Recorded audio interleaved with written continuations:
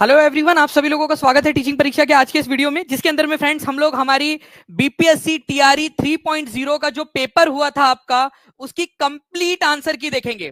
और फ्रेंड्स मैं यहाँ पर मैं बता दूं, मैं सिर्फ वो क्वेश्चन नहीं बताने वाला आप लोगों को कि जिसमें आपको ऑब्जेक्शन देना है। मैं आपको पूरा आंसर की आप लोगों के साथ में डिस्कस करूंगा, ताकि आप लोग मिलान भी कर सके साथ साथ में। आपको इसी से पता चलेगा एग्जैक्टली कि आपका स्कोर कितना बन रहा है।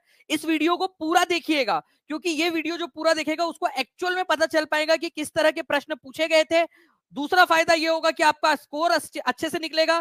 तीसरा फायदा ये होगा कि आप लोग जब पूरा वीडियो देखोगे तो सभी को पता चल जाएगा कि कितना कितने उसके मार्क्स बन रहे हैं। आप लोग कमेंट में लिख पाओगे, जिससे कि असली कट ऑफ का अंदाजा हम लोग लगा पाएंगे। तो पूरा वीडियो देखने के लिए तैयार है टीचिंग परीक्षा के ये परीक्षार्थी? जल्दी से बता दीजिए और हम लोग जल्दी से शुरू करते हैं फ्रेंड्स। यहाँ पर मैं हमारे साथ में जो है कुलदीप सर भी जुड़ चुके हैं। मैं कुलदीप सर को यहाँ पर मैं ले रहा हूँ हमारे साथ में, और मैं जस्ट 1 मिनट लूंगा आप लोगों का फ्रेंड्स। कुलदीप सर, हम लोग जो है पूरा पेपर डिस्कस करने वाले हैं, पूरे 120 क्वेश्चन, इवन मैथ्स के क्वेश्चन भी आप लोगों के साथ में डिस्कस करेंगे। पहले मैं आप लोगों के साथ में डिस्कस कर रहा हूँ एसएसटी का पेपर, जो आपका जीएस है आपका पूरा।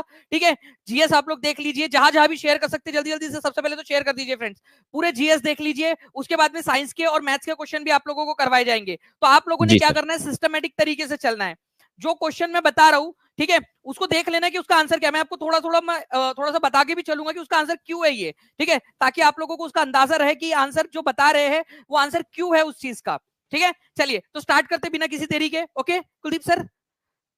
जी सर, बिल्कुल। और सभी बच्चों से बोलना भी चाहूंगा कि देखिए, आपका अगर ऐसे लग रहा है कि आपका जो स्कोर जो एकदम बाउंड्री पर आ रहा है, तो ये जो सेशन है आप सभी के लिए वरदान साबित हो सकता है। क्योंकि 1-2 मार्च से अगर आपकी जॉब जा रही है, तो इस सेशन में आपको पता चलने वाला है कि किस क्वेश्चन के ऊपर आप ऑब्जेक्शन ले सकते हो। और अगर हम चाहे तो हम भी, अगर आप चाहते हो तो हम टीचिंग परीक्षा और दानिश सर जो है उस क्वेश्चन के ऊपर जरूर ऑब्जेक्शन लेंगे। तो ये चलिए पूरा सेशन जो आपके लिए वरदान रहेगा। ठीक है जी। जी चलिए, ओके, चलो, thank you very much Kuldeep sir. और यहाँ पर में जो है हम लोग जो है फ्रेंड्स, यहाँ पर में अब आगे बढ़ते हैं हमारे क्वेश्चंस के साथ में। पूरा वीडियो जरूर देखिएगा फ्रेंड्स, इसी से आपको आपके जो है इसका अंदाजा लग पाएगा। चलिए, मेरे पास में जो है फ्रेंड्स आंसर की भी है। सबसे पहले तो मैं चाहूंगा कि आप सभी लोग इस सेशन को लाइक जरूर कर दीजिए फ्रेंड्स, क्योंकि बहुत मेहनत लगी है टीम की, एक एक प्रूफ जमा करने में, एक एक सारी चीजों को आप लोगों के लिए जमा करने के लिए। चलिए, तो देखिए फ्रेंड्स, पहला क्वेश्चन आप लोगों का जो था जनरल स्टडीज का, ये ई सेट के अनुसार हम लोग लगा रहे हैं।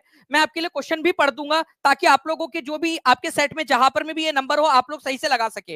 What are the last sign of activities of volcano? ज्वालामुखी क्रिया की अंतिम प्रतीक क्या होता है? तो देखिए फ्रेंड्स, जब ज्वालामुखी जो है वो बुझ जाता है ना, ठीक है, आप लोगों का ज्वालामुखी तो जल रहा है अंदर में, तो जब ज्वालामुखी बुझ जाता है उसमें से क्या होता है, धुआं और जो है फ्रेंड्स गैसेस निकलती है, धुआं और गैसेस निकलती है। इसको आप लोग कहते हैं फ्रेंड्स धुआरे, ठीक है, वाती मुख, या फिर इसको कहा जाता है फेमरोल्स। ठीक है, ये कहा जाता है इसको, ये याद रखना है आप लोगों ने। बीपीएससी का आंसर भी ऑप्शन नंबर आंसर सी है, और टीचिंग परीक्षा ने भी आप लोगों को आंसर सी ही बताया था। ठीक है, तो पहले ये इसका आंसर हो जाएगा आपका। मैं आप लोगों को जो है फ्रेंड्स एसएसटी जीएस के क्वेश्चन बता रहा हूं। जैसे 32वें नंबर का क्वेश्चन साइंस का है, वो कुलदीप सर आपको बताएंगे थोड़ी देर में। ठीक है, तो जो जो एसएसटी के मैं सबको बताते जाता हूं। Who was the military peasant leader of militant peasant leader of Bihar? Bihar के जो है फ्रेंड्स यहाँ पर में उग्र, देखिए यहाँ पर में क्वेश्चन में उग्र है। राजकुमार शुक्ला उग्र नेता नहीं थे, राजेंद्र प्रसाद उग्र नहीं थे, वो नरम दल के थे, गांधीवादी नेता थे ये लोग। ठीक है, लेकिन वही बात करूं मैं स्वामी सहजानंद सरस्वती की, तो ये जो है फ्रेंड्स यहाँ पर में जो है लातों के भूत बातों से नहीं मानते, वो वाली चीज पे विश्वास रखते थे, और इन्होंने कई सारे आंदोलन भी चलाए हैं उसी प्रकार के। ठीक है, तो स्वामी सहजानंद सरस्वती जो है फ्रेंड्स यहाँ पर में आंसर होगा। मैंने भी आप लोगों को आंसर की में बी ही बताया था, और यहाँ पर मैं आंसर की के अंदर में भी बी है आप लोगों का। ठीक है, इसके बाद में जो है फ्रेंड्स मैं अगर आप लोगों को लेकर चलूं नेक्स्ट क्वेश्चन की तरफ में, ठीक है, नेक्स्ट क्वेश्चन की तरफ में हम लोग बढ़ते आगे। आप लोग देख सकते हो कि स्वामी सहजानंद सरस्वती ने बिहार प्रांतीय किसान सभा 1929 में बनाई थी, और ऑल इंडिया किसान सभा 1936 के अंदर में। ये क्वेश्चंस मैं रोज करवाता हूं आप लोगों को। जितने भी बच्चे जुड़े हुए हैं टीचिंग परीक्षा चैनल को सब्सक्राइब जरूर कर लीजिए, ताकि आप लोगों को जो है फ्रेंड्स सारी की सारी जानकारियां मिलती रहे। उसके बाद में फ्रेंड्स अखिल भारतीय किसान कांग्रेस का गठन कब किया गया था? अभी बताया मैंने आप लोगों को, बीपीएससी प्रीलिम्स देखिए जीएस 2017 में क्वेश्चन आया था आप लोगों का। ठीक है, तो ये आप लोगों का ये जस्ट आपको बता रहा हूं कि इससे रिलेटेड क्वेश्चन पूछे जाते हैं। 1936 के अंदर में इसका गठन किया गया था। ठीक है, नाउ फ्रेंड्स देखिए 35वें नंबर का जो क्वेश्चन, ये एक्स्ट्रा क्वेश्चन था आपका, जो बता रहा था मैं कि ये भी क्वेश्चन आया था, इस प्रकार से भी आगे पूछा जा सकता है, ताकि सारे लोगों का फायदा हो सके। आपको बताना है फ्रेंड्स के किसने कर की नई व्यवस्था के विरुद्ध शोषणकारी शक्तियों का विरोध किया था? ठीक है, तो कर मतलब टैक्स लेने के, उनसे बहुत ज्यादा टैक्स लिया जा रहा था। तो संथाल जो थे फ्रेंड्स आप लोगों के, उन्होंने जो है फ्रेंड्स यहाँ पर में क्या किया था, इसका विरोध किया था। तो आंसर आप लोगों का हो जाएगा ऑप्शन नंबर बी, 1855 से 56 के बीच में। मैं आपको वो स्लाइड दिखाता हूँ जिसके अंदर मैं आपको बताया था मैंने कि संथाल जो थे उन्होंने रिवोल्ट कर दिया था 1855-56 के अंदर में। ठीक है, तो ये आप लोगों का आंसर हो जाएगा।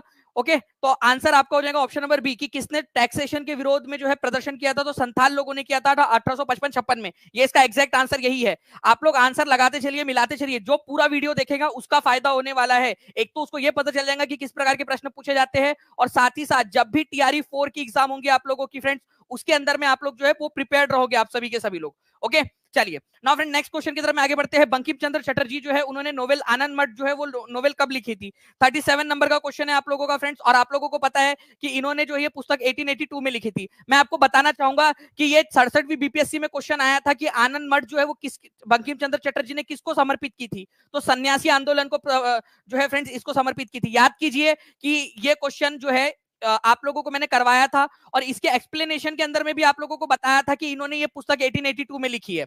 तो जो बच्चा टीचिंग परीक्षा का था उसने बिल्कुल सही सटीक आंसर लगा के आया होगा। तो 1882 के अंदर में इन्होंने किया था, सन्यासी आंदोलन से प्रेरित था ये। अगले बार के लिए इसको प्रिपेयर रखिए आप लोग, ठीक है? अगले बार आप लोगों को मिलेगा इस प्रकार का क्वेश्चन, ये सारे करवाया हुआ है आप लोगों को। उसके बाद में जो है फ्रेंड्स आपको बता दूं कि देखिए बीपीएससी टीआरई 2.0 में भी ये क्वेश्चन आया था, बंकिम चंद्र चटर्जी का उपन्यास आनंद मठ किस विद्रोह का उल्लेख करता है? आप लोग आंसर कर दीजिए कमेंट में, जितने भी लोग देख रहे हैं, ताकि आपकी रिवीजन भी होती रहे। और एक बार यार दबा के लाइक कर दो, सारे के सारे लोग, जितने भी लोग देख रहे हैं, हर एक बच्चे ने लाइक कर देना चाहिए। और जहां भी शेयर कर सकते हो शेयर जरूर कर दीजिए फ्रेंड, ताकि यार पूरी के पूरी आखिरी तक, पूरे 150 क्वेश्चन तक मोटिवेशन बना रहे। नाउ फ्रेंड्स आप लोगों को बता दूं कि जितने भी बच्चे हैं जो टीआरई 4 के लिए प्रिपरेशन कर रहे हैं, 31 तारीख तक का समय आप लोगों के पास में फ्लैट 51% ऑफ चल रहा है टीचिंग परीक्षा के प्रीमियम सिलेक्शन वाले कंटेंट के ऊपर में, जहां पर में सफलता तो सुनिश्चित होंगी ही होंगी, साथ ही साथ आपकी रैंक के ऊपर में स्पेशल अटेंशन दिया जा रहा है कि कैसे आपकी रैंक बढ़ाई जा सके। तो आप लोग जो है फ्रेंड्स नीचे में जो नंबर दिया हुआ है उस पर कॉल या व्हाट्सएप कर सकते हो, या फिर टीचिंग परीक्षा के ऐप के ऊपर में डायरेक्टली जाकर भी कर सकते हो। नीचे में लिंक भी दी गई है how to buy BPSC course, उसमें भी जा सकते हो आप लोग। सुपर टेट के कोर्सेज सारे अवेलेबल है, और आप लोगों का आज 51% ऑफ भी है, तो इसको भी आप इसका फायदा भी उठा सकते हो। नेशनल पार्क के अंदर में किसको प्रोटेक्ट किया जाता है? आप लोगों के पेपर के अंदर में नंबर अलग अलग हो सकता है, लेकिन आप लोग ये देखिए कि उसका आंसर क्या है। तो नेशनल पार्क के अंदर में ना पूरे के पूरे इकोसिस्टम को प्रोटेक्ट किया जाता है। अरे भाई नेशनल पार्क बनाया तो सब कुछ करेंगे ना, क्या आप केवल जंतुओं को बोलेंगे, पेड़ पौधों को बोलेंगे नहीं भाई तुमको हम प्रोटेक्ट नहीं कर रहे, ठीक है, हम तो केवल जानवरों को प्रोटेक्ट करेंगे? वो बेचारे पेड़ पौधे बोलेंगे यार हमको क्यों नहीं कर रहे प्रोटेक्ट। अरे जब नेशनल पार्क बनता है तो सबको पूरा होल इकोसिस्टम, अरे फ्लोरा और फोना की ऐसी की तैसी, तुम लोग जो है वहां पर में जो जल होता है, जो पानी होता है वहां का, उसको तक प्रोटेक्ट करते हो तुम लोग। वहां के जो छोटे छोटे जीव होते हैं, मेंढक होते हैं, उसको भी प्रोटेक्ट करते हो तुम लोग। तो यहाँ पर में जब बात आती है नेशनल पार्क की, तो होल इकोसिस्टम का मतलब होता है संपूर्ण जो भी चीज वहां पर में मौजूद है, हर चीज का प्रोटेक्शन हम लोग यहाँ पर में करेंगे। तो इसका आंसर बी हो जाएगा आप लोगों का। उसके बाद में जो है फ्रेंड नेक्स्ट क्वेश्चन की तरफ में आगे बढ़ते हैं। लॉस एंजलिस में आयोजित गोल्डन ग्लोब्स, ये क्वेश्चन आपको कराया था मैंने, ठीक है? तो गोल्डन ग्लोब्स अवार्ड 2024 के अंदर में फ्रेंड्स आपको बोला गया था कि सबसे ज्यादा अवार्ड जो है वो किसको मिले हैं? तो ओपनहाइमर मूवी को मिले हैं। ओपनहाइमर, ठीक है, मैंने आपको बताया था ना फ्रेंड्स कि ओपनहाइमर मूवी जो है उसको 7 अवार्ड जो है वो मिले हैं आप लोगों के ऑस्कर के, ठीक है? और इसके अलावा जो है फ्रेंड्स बहुत सारे और दूसरे अवार्ड जो है आप लोगों के उसको अलग अलग कैटेगरीज के अंदर में मिले हैं, ठीक है? इसके अलावा मैं आप लोगों को बताना चाहूंगा फ्रेंड्स कि ओपनहाइमर के जो एक्टर थे सिलियन मर्फी, इनको बेस्ट एक्टर का भी अवार्ड दिया गया था आपका ऑस्कर के अंदर में। तो ऑस्कर में और गोल्डन ग्लोब अवार्ड्स के अंदर में, मुझे पता है कि गोल्डन ग्लोब्स अवार्ड यहां पर मैं पूछा है आप लोगों का, तो गोल्डन ग्लोब्स अवार्ड्स और इसके अलावा ऑस्कर, दोनों ही जगह पे ओपनहाइमर का जलवा था इस साल, ठीक है? नेक्स्ट क्वेश्चन की तरफ में आगे बढ़ते हैं हम लोग फ्रेंड्स हमारे, ठीक है? यहां पर मैं देखिए इंडियन स्टैंडर्ड टाइम, ये बहुत ही चिल्लर वाला क्वेश्चन था, 5.5 घंटा आगे है हम लोग, ठीक है? हाउ मच अहेड, कितना आगे है हम लोग?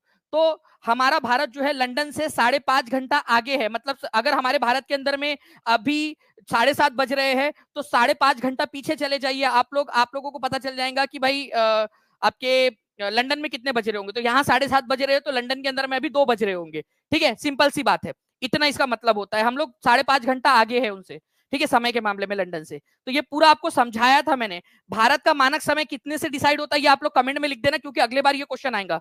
एक बार प्लीज सभी के सभी बच्चे, जितने लोग देख रहे हैं, एक बार सेशन को जहां भी शेयर कर सकते हो, एक एक बच्चे ने भी शेयर कर दिया ना, तो हमारा 2500 बच्चों का टारगेट यहाँ पर में कंप्लीट हो जाएगा। हर एक बच्चे की जिम्मेदारी, अगर मैं पूरी एनर्जी डाल रहा हूँ आप लोगों के लिए, तो आपकी भी रिस्पॉन्सिबिलिटी बनती है, ठीक है। नाउ फ्रेंड्स नेक्स्ट क्वेश्चन की तरफ में आगे बढ़ते हैं। In which forest do majority of species. अब देखिए फ्रेंड्स यहाँ पर मैं आप लोगों का मैं बता दूं, ये क्वेश्चन को जो है आप लोग चैलेंज करोगे। क्यों? ये क्वेश्चन जो है ये आप लोगों का गलत दिया हुआ है। मैं आपको इसका प्रूफ भी दिखा देता हूँ, कोई इशू नहीं है इसका मेरे को यहाँ पर मैं प्रूफ दिखाने में आप लोगों को, मैं आपको प्रूफ दिखा देता हूँ, प्रूफ दे दूंगा आप लोगों को। In which forest do the majority of species of birds inhibit mountainous areas. ठीक है, माउंटेनियस एरिया मतलब पहाड़ी क्षेत्रों के अंदर में, भाई वो ओक फॉरेस्ट के अंदर में होती है। मैं आपको बताऊं प्रूफ दिखाता हूं आप लोगों को। देखिए, birds forest and development Himalayan oak forest a study in progress conservation India. देखिए यहाँ पर मैं अगर इस वेबसाइट के ऊपर में जाने की कोशिश करोगे ना आप लोग, तो आप लोगों को दिखाई भी देगा यहाँ पर में। देखिए इस वेबसाइट के अंदर में हम लोग जाते हैं, कंजर्वेशन इंडिया.org, इस वेबसाइट के ऊपर में, इसके ऊपर में आर्टिकल भी छपा हुआ है आप लोगों का, ये वेबसाइट आप लोग कोट कर सकते हो। ठीक है, एक ऑर्गेनाइजेशन है जो नेचर के ऊपर में जो है आप लोगों की पूरी रहती है। ठीक है, इन्होंने ओक के अंदर में जो बर्ड्स है, ठीक है, उसके ऊपर में बताया कि किस प्रकार से जो है वो यहाँ पर में माउंटेनियस, स्पेशली माउंटेनियस रीजन के अंदर में बर्ड जो है वो निवास करती है और ओक फॉरेस्ट क्यों जरूरी है, ये रीजन उन्होंने बताया है। मैं आप लोगों को पाइनी रहने दीजिए प्लीज। अरे हरी बोल मेरे तरफ से थोड़ी ना है कुछ भी। ठीक है, मैं आपको बता रहा हूँ, दोनों दे दे बीपीएससी, मैं तो बीपीएससी को बोलूंगा मोर देन वन ऑफ दिया वो लगा दो अगर इसको हरिओम के लिए। ठीक है, चलिए तो मैंने आपको प्रूफ के साथ में दिखा दिया यहाँ पर। नेक्स्ट क्वेश्चन की तरफ में आगे बढ़ते हैं फ्रेंड्स। अर्थ डे क्यों मनाया जाता है? आज ही मैंने आप लोगों को बताया कि अर्थ डे, आज सुबह वाला लेक्चर कितने लोगों ने अटेंड किया था मेरा? हाथ ऊपर करके बता देंगे जल्दी से, आज 1 बजे वाला लेक्चर। तो देखिए फ्रेंड्स, अगर 22 अप्रैल की बात करूं, ठीक है, तो अर्थ डे मनाया जाता है वातावरण से संबंधित जन जागरूकता को बढ़ावा देने के लिए। और अर्थ डे की इस बार की जो है जो थीम थी वो बता सकता है कोई मुझे जल्दी से? थीम थोड़ा सा भी कोशिश कीजिए, कम से कम थोड़ी कोशिश कीजिए कि क्या था उसकी थीम क्या थी। अभी आपको साइंस के भी पूरे क्वेश्चन और मैथ्स के भी पूरे क्वेश्चन करवाने वाले आप लोगों को।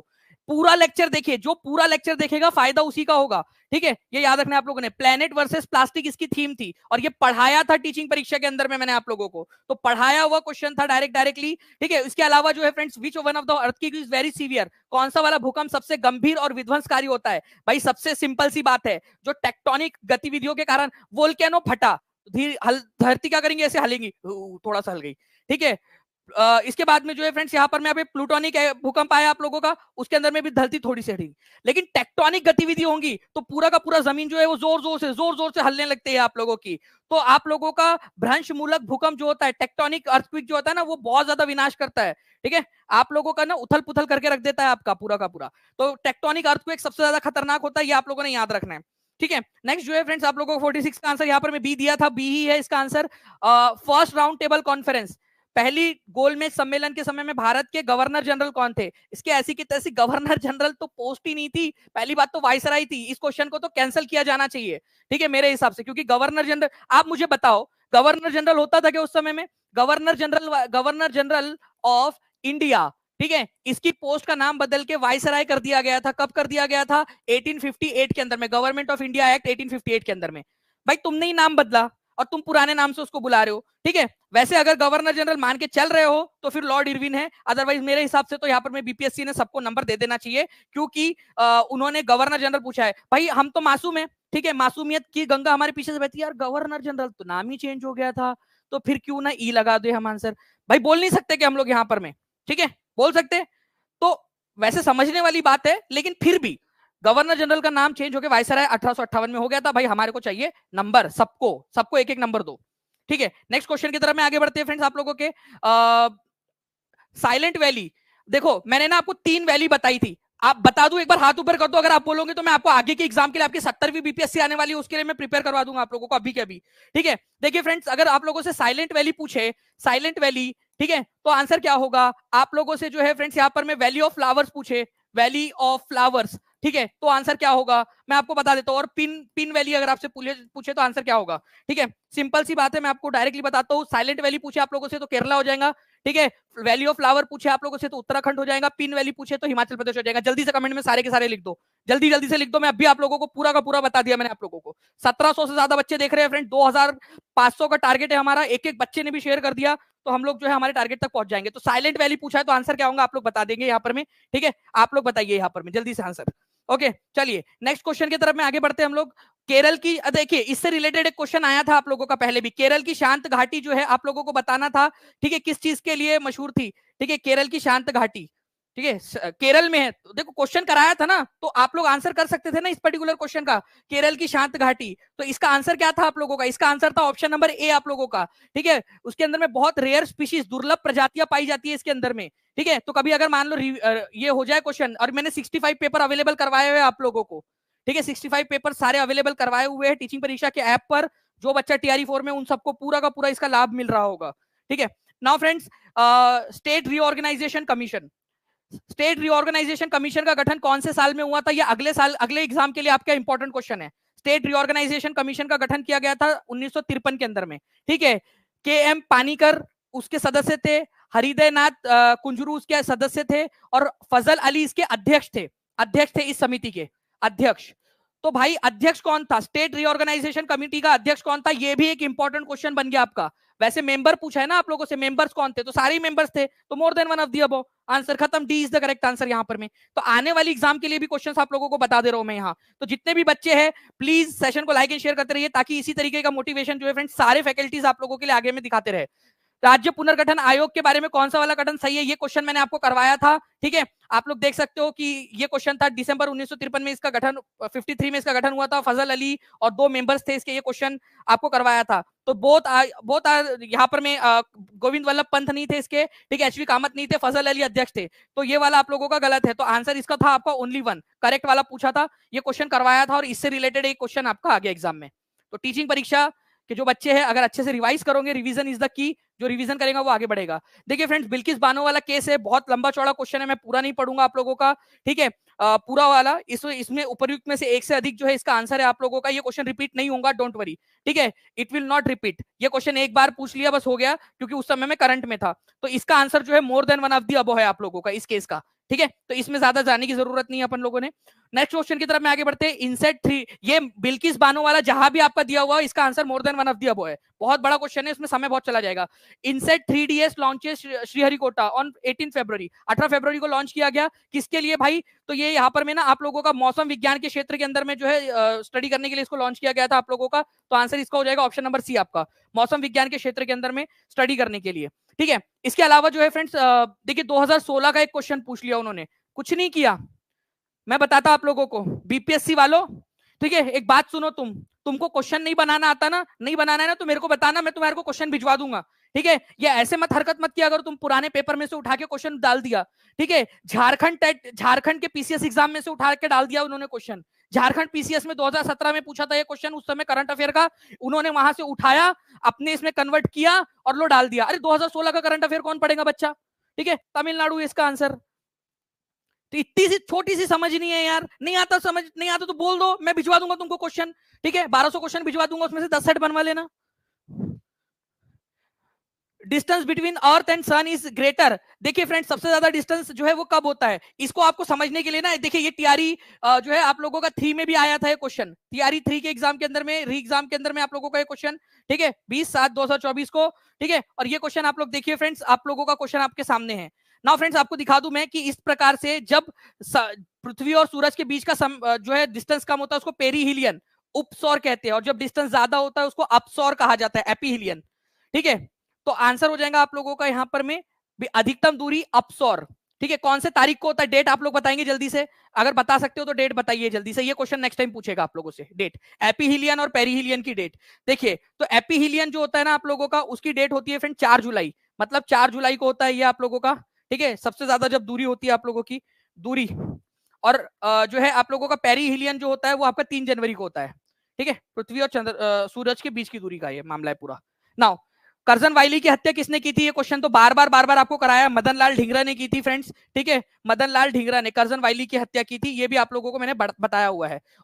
ऑपरेशन बरगा, देखो मदन लाल ढींगरा जब भी पूछे, मदन लाल ढींगरा करजन वाइली की हत्या की थी उन्होंने लंदन के अंदर में, ये याद रखना है आप लोगों ने। 2000 से ज्यादा बच्चे जुड़ चुके हैं फ्रेंड्स, 1935 लाइक्स कर दिए, केवल 65 लाइक बचे 2000 कंप्लीट होने में। जल्दी जल्दी से लाइक एंड शेयर करते रहेंगे, और जिन्होंने भी चैनल को सब्सक्राइब नहीं किया, चैनल को सब्सक्राइब जरूर कर लीजिएगा।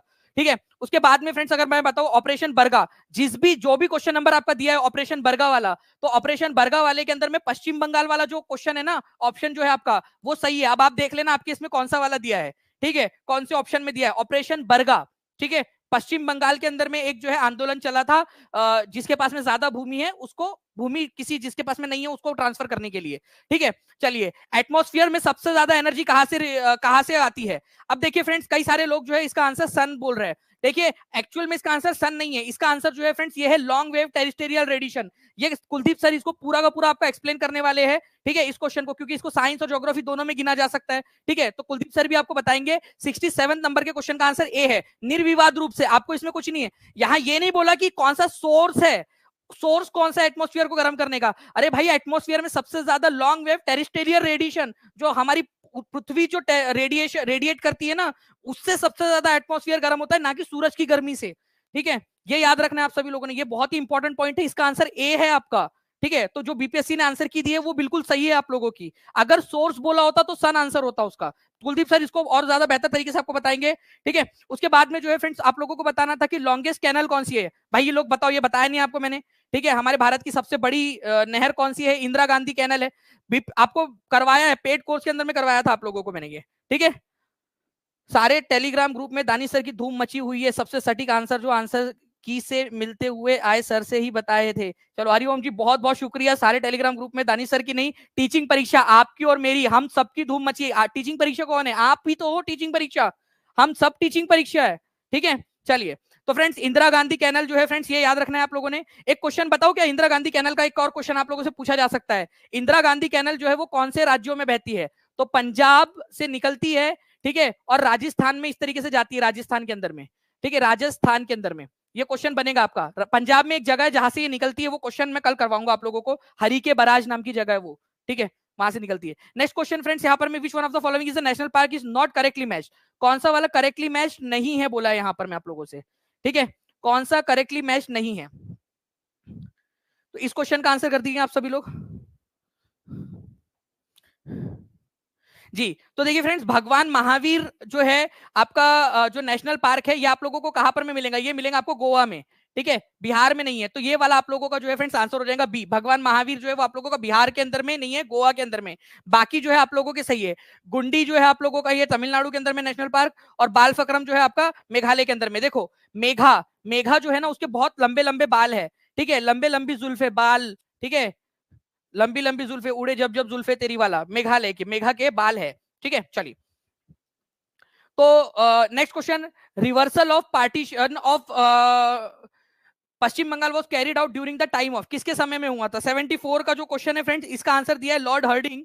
तो फ्रेंड्स ये लॉर्ड हर्डिंग के समय में ही हुआ था। वैसे मैं आपको बता दूं कि ये जो है ना, ये लॉर्ड हर्डिंग द सेकंड भी इनको बोला जाता है। ठीक है, लॉर्ड हर्डिंग द सेकंड भी इनको बोलते हैं। ये मैंने आप लोगों को पेड क्लास के अंदर में करवाया हुआ था।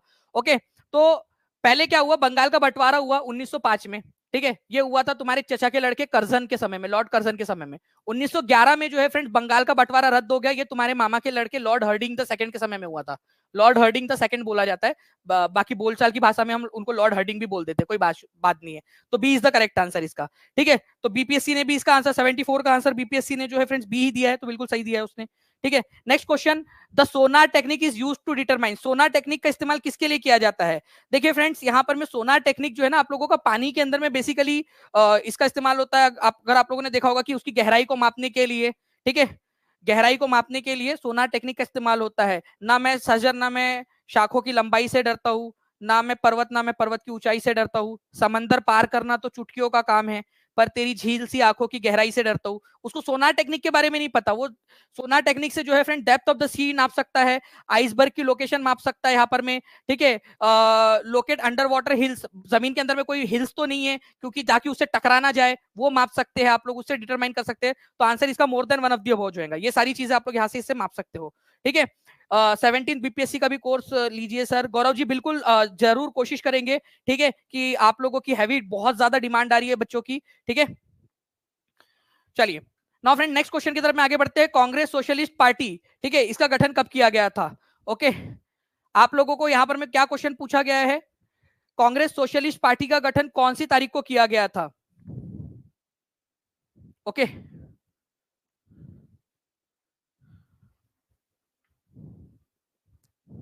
देखिए, अगर मैं बात करूं फ्रेंड्स कांग्रेस सोशलिस्ट पार्टी की, तो कई सारे सोर्स है जिसके अंदर में ये बोला गया है कि कांग्रेस सोशलिस्ट पार्टी जो है इसका गठन किया गया था आप लोगों का, ठीक है, 1934 के अंदर में ही। कई सारे जगह पे बोला गया है कि 17 मई को किया गया था, लेकिन औपचारिक रूप से जो इसका जो है फ्रेंड्स यहाँ पर में, ठीक है, आप लोगों को बता दूं कि कांग्रेस सोशलिस्ट पार्टी की जो स्थापना है आप लोगों की, वो हुई थी 17 मई 1934 को, ठीक है। जयप्रकाश नारायण जो है उसके अंदर में एक इंपॉर्टेंट थे। बाद में जो है फ्रेंड्स अक्टूबर के अंदर में 1934 में, ठीक है, इसका सम्मेलन बुलाया गया था, ठीक है।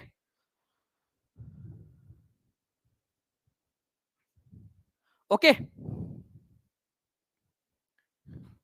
तो ये आप लोगों को याद रखना है कि कांग्रेस सोशलिस्ट पार्टी कब गठित हुई थी, ये क्वेश्चन जब पूछा गया है तो इसके जो आंसर है आप लोगों का, ठीक है, तो 17 मई 1934 को पटना में बैठक बुलाई थी जयप्रकाश नारायण ने, जिसके अंदर में जो है सबसे पहले जो है कांग्रेस सोशलिस्ट पार्टी की स्थापना की गई थी। और उसके बाद में जो है फ्रेंड्स अक्टूबर के अंदर में बॉम्बे में एक इसका सम्मेलन आयोजित किया गया था, और उसमें नई अखिल भारतीय जो है पार्टी बनी थी कांग्रेस सोशलिस्ट पार्टी, फिर से बनाई गई वापस से कांग्रेस पूरे एक लेवल के ऊपर में। तो यहां पर में जो है ना कांग्रेस सोशलिस्ट पार्टी जब बोला है तो 17 मई, ठीक है, 1934 भी सही है, ये बनी थी पटना में बिहार के लेवल पे। और जब अगर बोला जाए इंडिया के लेवल पे कब बनी, इंडिया के लेवल पे, तो वो बनी थी फ्रेंड्स आप लोगों की अक्टूबर 1934 के अंदर में। तो अब देखिए यहां पर में उन्होंने तो ये बोला नहीं कि कौन से वाले इसकी बात कर रहे हैं, तो इसका आंसर ऑप्शन नंबर सी होना चाहिए, लेकिन इन्होंने इसका answer none of the above ही दिया है। तो मेरे हिसाब से जो है फ्रेंड्स इसका आंसर जो है ऑप्शन नंबर सी और इसका आंसर ऑप्शन नंबर ई दोनों हो सकते हैं। इस क्वेश्चन को कैंसिल किया जाना चाहिए। कितने लोग सहमत है इस बात से कि इस क्वेश्चन को कैंसिल किया जाना चाहिए और हर एक बच्चे को नंबर देने चाहिए? तुमने हमको बताया नहीं ना कि तुमने पटना वाली की बात की थी कि पटना के अंदर में जो बिहार लेवल पे कांग्रेस सोशलिस्ट पार्टी बनी, या फिर ऑल इंडिया लेवल पे जो कांग्रेस सोशलिस्ट पार्टी बनी थी उसके बारे में तुम पूछ के उसके बारे में रहे हो, ठीक है। तो यहां पर में बीपीएससी ने ही गलत उसका आंसर दिया है, ठीक है सर, बीपीएससी ने गलत बताया है। उसका सही प्रूफ कहां से मिलेगा? ये टीचिंग परीक्षा के ऐप के ऊपर में मैं आपको प्रोवाइड करूंगा, डोंट वरी, ठीक है। ये पूरा का पूरा प्रूफ मैं आप लोगों को प्रोवाइड करूंगा, पीपीटी के अंदर में क्वेश्चन और प्रूफ दोनों आपको प्रोवाइड करूंगा मैं आप लोगों को, ठीक है। तो आप लोग क्या कर सकते हो, अभी फिलहाल के अंदर में इसका एक नंबर गिन के रख सकते हो, क्योंकि मुझे लगता है कि इसका जो है अगर आपने सी या ई लगाया है तो दोनों में से अभी फिलहाल के लिए एक नंबर गिन के रख लीजिए आप लोग। ओके, नाउ फ्रेंड्स आप लोगों को बोला गया which one of the following is the record of suspension of MPs in the new parliament house of India, ठीक है। न्यू पार्लियामेंट हाउस जो है इंडिया का, उसके अंदर में कितने जो एमपीज है, ओके, उनका जो है वो सस्पेंशन किया गया था, ये क्वेश्चन आप लोगों से बोला गया है, ठीक है। तो अगर मैं बात करूं फ्रेंड्स यहां पर में, तो पहली बार ऐसा हुआ था कि इतने बड़े लेवल के ऊपर में जो है एमपीज का सस्पेंशन किया गया। तो इसका जो आंसर है आप लोगों का more than one of the above ही है यहां पर में, ठीक है, उपरयुक्त में से एक से अधिक, ठीक है। चलिए नेक्स्ट क्वेश्चन की तरफ में आगे बढ़ते हैं friends. Political Guru of Mahatma Gandhi, Mahatma Gandhi के पॉलिटिकल गुरु कौन थे? तो महात्मा गांधी के पॉलिटिकल गुरु थे गोपाल कृष्ण गोखले, ये भी बिल्कुल सही है आप लोगों का। नेक्स्ट क्वेश्चन की तरफ में आगे बढ़ते हैं। Mulching of soil is associated with mulching, mulching का मतलब क्या होता है? और ये मैंने आप लोगों को करवाया है, मल्चिंग का मतलब क्या होता है आप लोगों का, ठीक है। मल्चिंग का मतलब, तो मल्चिंग का मतलब होता है आप लोगों का फ्रेंड्स कंजर्वेशन ऑफ सॉइल, ठीक है, moisture, okay, conservation of soil moisture, मृदा की जो है आप लोगों का उसकी नमी को बनाए रखना, ठीक है।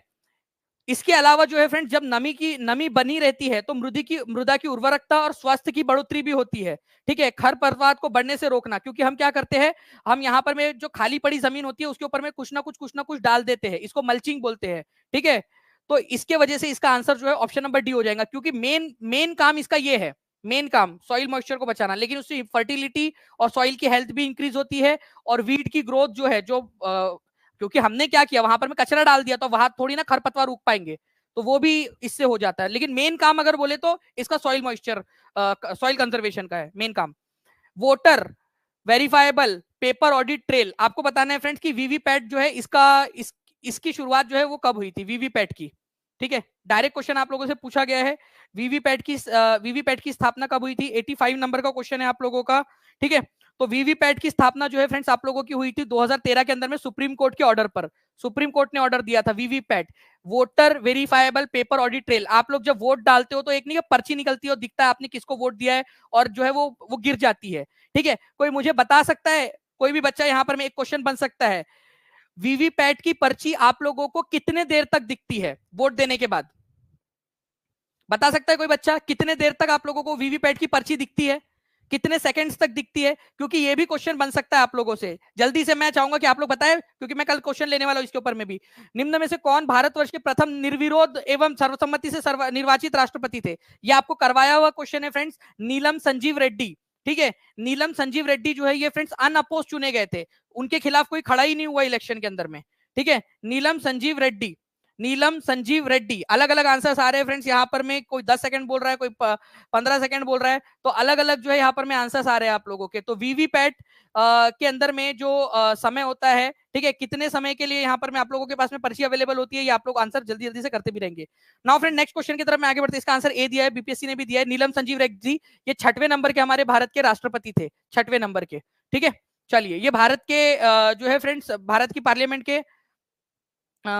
पार्लियामेंट के अंदर में ये स्पीकर भी रह चुके हैं लोकसभा के अंदर में। Now friends, banks of which river is plan to be developed as West Bengal government tea park? ठीक है, तो इसका आंसर जो है फ्रेंड्स आप लोगों का हुगली है। ठीक है, तो हुगली के अंदर में जो है फ्रेंड्स उसके जो किनारे है वहां पर में जो है ग्रीन टी पार्क, गवर्नमेंट जो है वो टी पार्क बनाना चाहती है, तो वो बिल्कुल सही है आप लोगों का। तो जहां भी ये दिया होगा आंसर इसका आप लोग लगा लीजिएगा। Now friends, which of the following sequence of Himalaya ranges from south to north is correct? क्या ये क्वेश्चन आपको कराया नहीं था? बिल्कुल कराया हुआ क्वेश्चन है। एक बार सभी लोग, जितने भी बच्चे देख रहे हैं, सभी लोग जल्दी जल्दी से सेशन को लाइक एंड शेयर कर देंगे फ्रेंड्स, अगर आप चाहते हो कि इसी तरीके से आप लोगों के लिए पूरे के पूरे क्वेश्चन करवा दिए जाए। एक बार प्लीज हर एक बच्चा सेशन को लाइक एंड शेयर कर देगा। जिन्होंने चैनल को सब्सक्राइब नहीं किया है, चैनल को सब्सक्राइब जरूर कर दीजिएगा। ठीक है, देखिए फ्रेंड्स, अगर मैं बताऊं आप लोगों को, कल जाएंगे पीडीएस लेने, एक ट्रिक है। ठीक है, काराकोरम है आप लोगों का, फिर लद्दाख है, झांसकर है, फिर पीर पंजल है आप लोगों की। ठीक है, पीर पंजल रेंज है आप लोगों की। ठीक है, और फिर बाद में जो है धौलाधौर और फिर शिवालिक आती है। ठीक है, तो आपकी क्या है, आपको ना साउथ से नॉर्थ की तरफ में लगाना था, तो सबसे लास्ट में काराकोरम आना चाहिए। ठीक है, काराकोरम सबसे लास्ट में आना चाहिए, यहां से काराकोरम सबसे पहले दे दिया है, तो ये आंसर तो हो ही नहीं सकता। मोर देन वन ऑफ दी वो आंसर हो नहीं सकता आप लोगों का। ठीक है, तो आंसर क्या हो जाएगा आप लोगों का? पीर पंजल, झांसकर, लद्दाख, काराकोरम, ये आंसर हो जाएगा आप लोगों का। ठीक है, देखो काराकोरम है, लद्दाख है, झांसकर है और पीर पंजल है, तो पीर पंजल, झांसकर, लद्दाख, काराकोरम, क्योंकि साउथ से नॉर्थ की तरफ में लगाना है ना आपने, तो पीर पंजल पहले आएंगी सबसे नीचे में पीर पंजल, फिर आएंगी झांसकर, फिर आएंगी लद्दाख और फिर काराकोरम। तो बी इसका आंसर है। आप लोग नोट डाउन कर लीजिए, यही आपका जहां भी जो भी ऑप्शन में आपका दिया हुआ है वो आंसर हो जाएगा आप लोगों का। ठीक है,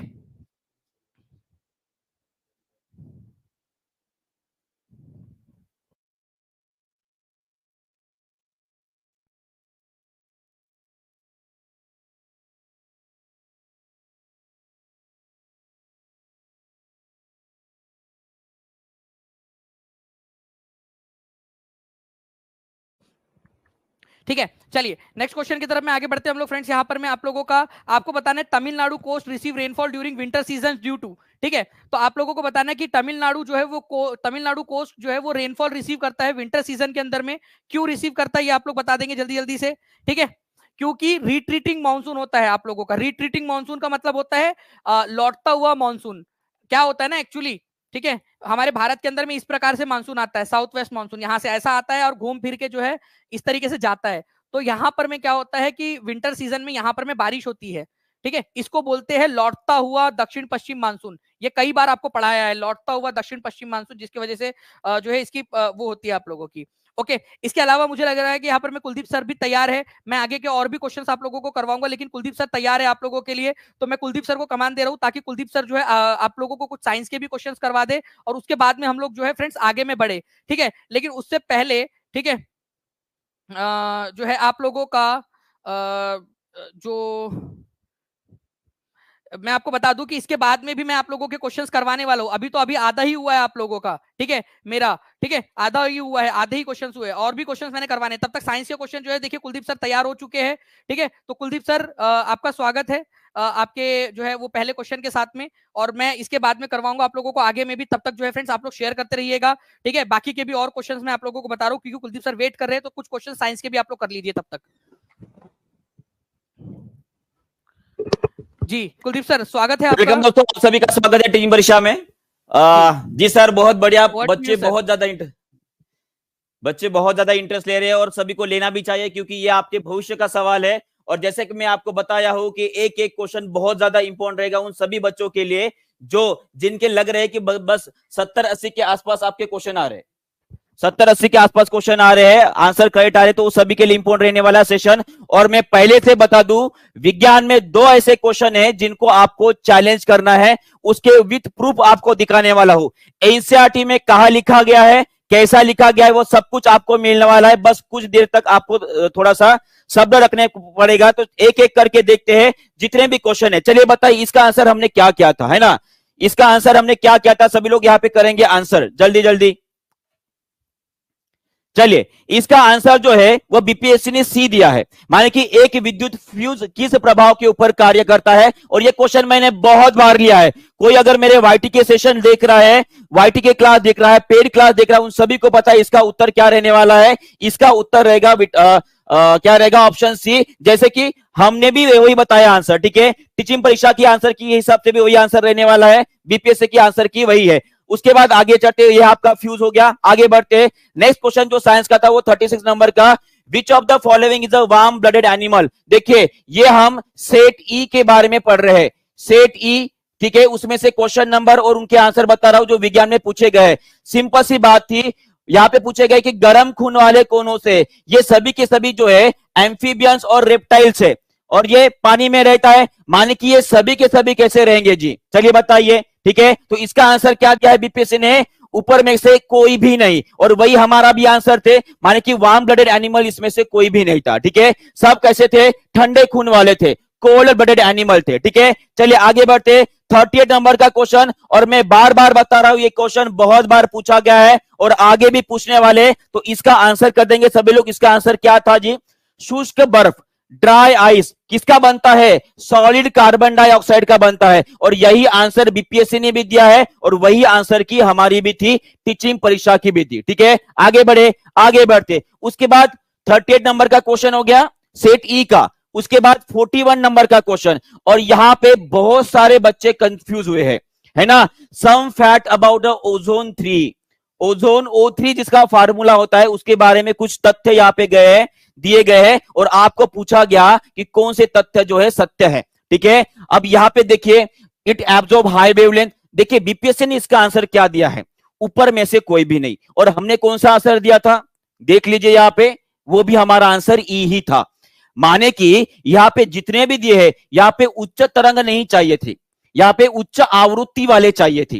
कैसे चाहिए थे, उच्च आवृत्ति वाले। और उसके बाद वायुमंडल में अत्यधिक स्थायी नहीं है, ये अस्थायी होती है, तभी जाकर जो क्लोरीन जैसा एटम है, फ्लोरीन जैसा एटम है, वहां जाकर उसको खत्म करने की बात करता है। ये मध्य मंडल में पाया जाता है क्या, चलिए सभी लोग इसका आंसर करेंगे। ओजोन कहां पर पाया जाता है, सभी लोग इसका आंसर करेंगे, इसका आंसर क्या रहेगा, ठीक है। पर हमारा आंसर और बीपीएससी का आंसर मैच कर रहा है, यहां पे आपका आंसर चाहिए ऊपर में से कोई नहीं, क्लियर है। आगे बढ़ते, 42 नंबर का क्वेश्चन, बताइए क्वेश्चन कितने बार रिपीट किया मैंने, कितने बार रिपीट किया है, और ये तो बच्चों को याद भी हो गया है। सीएनजी और बायोगैस में एक ही गैस होती है, कौन सी गैस होती है, हाँ सभी लोग आंसर करेंगे। जिन जिन बच्चों ने टीआरई की एग्जामिनेशन दी है, अगर आपको लग रहा है कि आपका कॉन्फिडेंस बढ़ना चाहिए, और साथ में वो भी बच्चे जिन्होंने एग्जामिनेशन नहीं दिए, उनको भी समझना है, क्लियर है, समझ में आ गया है।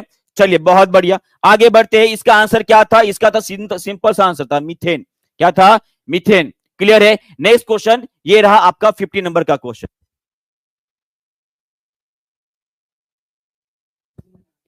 क्लियर है। अम्लीय वर्षा किसके वजह से होते हैं, चलिए बताइए किसके वजह से होता है, ये होता है आपका SO2 की वजह से। किसकी वजह से, SO2 की वजह से, ये आपको ध्यान में रखना पड़ेगा। बीपीएससी का आंसर भी वही था, हमारा भी वही था, एकदम सिंपल सा क्वेश्चन था, इसमें ज्यादा दिमाग लगाने की बात ही नहीं थी, ठीक है। आगे बढ़ते, 51 नंबर का क्वेश्चन, ये देखिए हाई लेवल का क्वेश्चन पूछे, पीआरटी जनरली 1 to 5 के लिए होता है ना, पर यहाँ पे ये पता है कहां से पूछे, 11-12 का क्वेश्चन है ये। और इसलिए मैं बोल रहा हूं ना, पीआरटी इस बार जिन बच्चों ने क्रॉस कर लिया भाई साहब, उनके बल्ले बल्ले है, ठीक है। What is the true phylum, phylum echinodermata. Echinodermata में कौन आता है, जैसे कि स्टार फिश आपने सुनी होगी, स्टार फिश, ये जानवर आते हैं, ठीक है, जो समुद्र में रहते हैं। और इसका आंसर जो बीपीसी ने दिया था वो डी मोर देन 1/2 था, और इसका भी आंसर हमने भी वही मोर देन 1/2। ये सभी की सभी उसकी विशेषता है रहती है। मैं आपको प्रूफ देने वाला हूं कौन सा क्वेश्चन गलत है, आखिर तक बनते रहना है अगर आपको आपके खुद के मार्क्स बढ़ाना है। 52वें नंबर का क्वेश्चन, 52 नंबर का क्वेश्चन, कौन सा नवीकरणीय ऊर्जा का स्रोत है? और यहां पे बहुत सारे बच्चों ने गलत किया है। एक शब्द के कारण, वो शब्द था यहां पे बोला गया है ईंधन।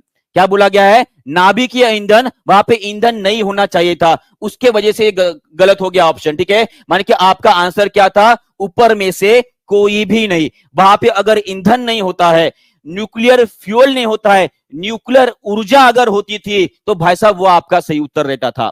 क्लियर हो गया सभी को? बहुत बढ़िया, आगे बढ़ते हैं। ठीक है, इसका आंसर ई रहेगा। उसके बाद 60 नंबर का क्वेश्चन यहां पे बोला गया है, कौन से डिस्टेंस पे अर्थ और सन का डिस्टेंस ज्यादा रहता है? कौन से पोजीशन पे? इसका आंसर एफिलियन, अपसौर में। ठीक है, आप सभी को पता है ये सूरज है ना। अभी पेड़ वाले जो बच्चे हैं ना, जिनको अभी अभी मैंने बोला था, अभी अभी उनको पढ़ाया था कि अर्थ इस तरह से घूमती है ना, और ये देखिए डिस्टेंस ज्यादा है और ये डिस्टेंस कम है। इसको बोलेंगे, उनको बोला था कि इसे ए कर याद रखो और इसे पी कर याद रखो। ये भी अगर आपको पता था तो भी ये आंसर आप सॉल्व करते थे। ठीक है, चलिए आगे 61 नंबर का क्वेश्चन, वायुमंडल में ऑक्सीजन का बृहद एवं उच्च स्रोत कौन सा है? ये तो एकदम इसके ऊपर शॉर्ट बन के डाला था भाई साहब। इसका आंसर क्या था? Photosynthesis by the oceanic plant, माने कि समुद्र में रहने वाले जितने भी पौधे हैं उनसे बनने वाला फोटोसिंथेसिस से सबसे ज्यादा ऑक्सीजन का निर्माण होता है हमारे वायुमंडल में। ठीक है, वही आंसर हमारा और बीपीएससी का। उसके बाद वानस्पतिक हार्मोन, ये आपके हेड टीचर की एग्जामिनेशन में पूछा गया था क्वेश्चन, और जैसे कि वैसा क्वेश्चन उन्होंने बीपीएससी में पूछा है ना, पीआरटी के लिए। इसका आंसर आपका क्या रहेगा जी? इसका था आंसर आपका साइटोकाइनिन। वही ऑप्शन यहां पे भी दिया है और वही ऑप्शन मैंने भी आपको बताया था आंसर की के दौरान। आगे बढ़ते 67 नंबर का क्वेश्चन, और इसमें बहुत सारे बच्चों को कंफ्यूजन है। यहां पे बहुत सारे बच्चों को कंफ्यूजन है कि सर कि सूर्य से रहेगा कि कहां से रहेगा। देखिए, ये हमारी धरती और ये हमारा एटमॉस्फेयर है।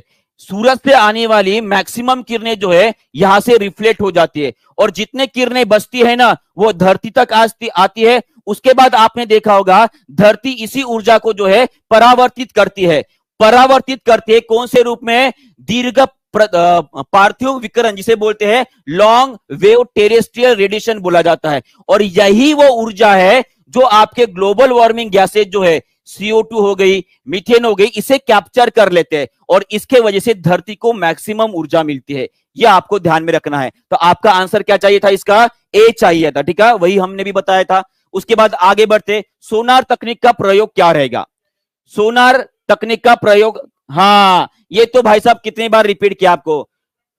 पानी के अंदर कुछ बड़ा चीज है, आइसबर्ग है, उसके बाद डेप्थ ऑफ द सी, ये सभी के सभी ऑप्शन यहां पे सही थे। माने कि आपका आंसर जो था बीपीएससी ने वो एकदम एग्जैक्टली करेक्ट दिया है, वो ऑप्शन नंबर डी था। ठीक है, वही हमारा आंसर की। आगे बढ़ते, ये और ये है आपका चैलेंजिंग क्वेश्चन, ये है आपका चैलेंजिंग क्वेश्चन। ठीक है, आप इस क्वेश्चन को चैलेंज कर सकते हो, लिख लो। ये बीपीएससी ने इसका आंसर जो है गलत दिया है, और मैक्सिमम बच्चों को भी पता होगा इसका आंसर बीपीएससी ने क्या दिया है।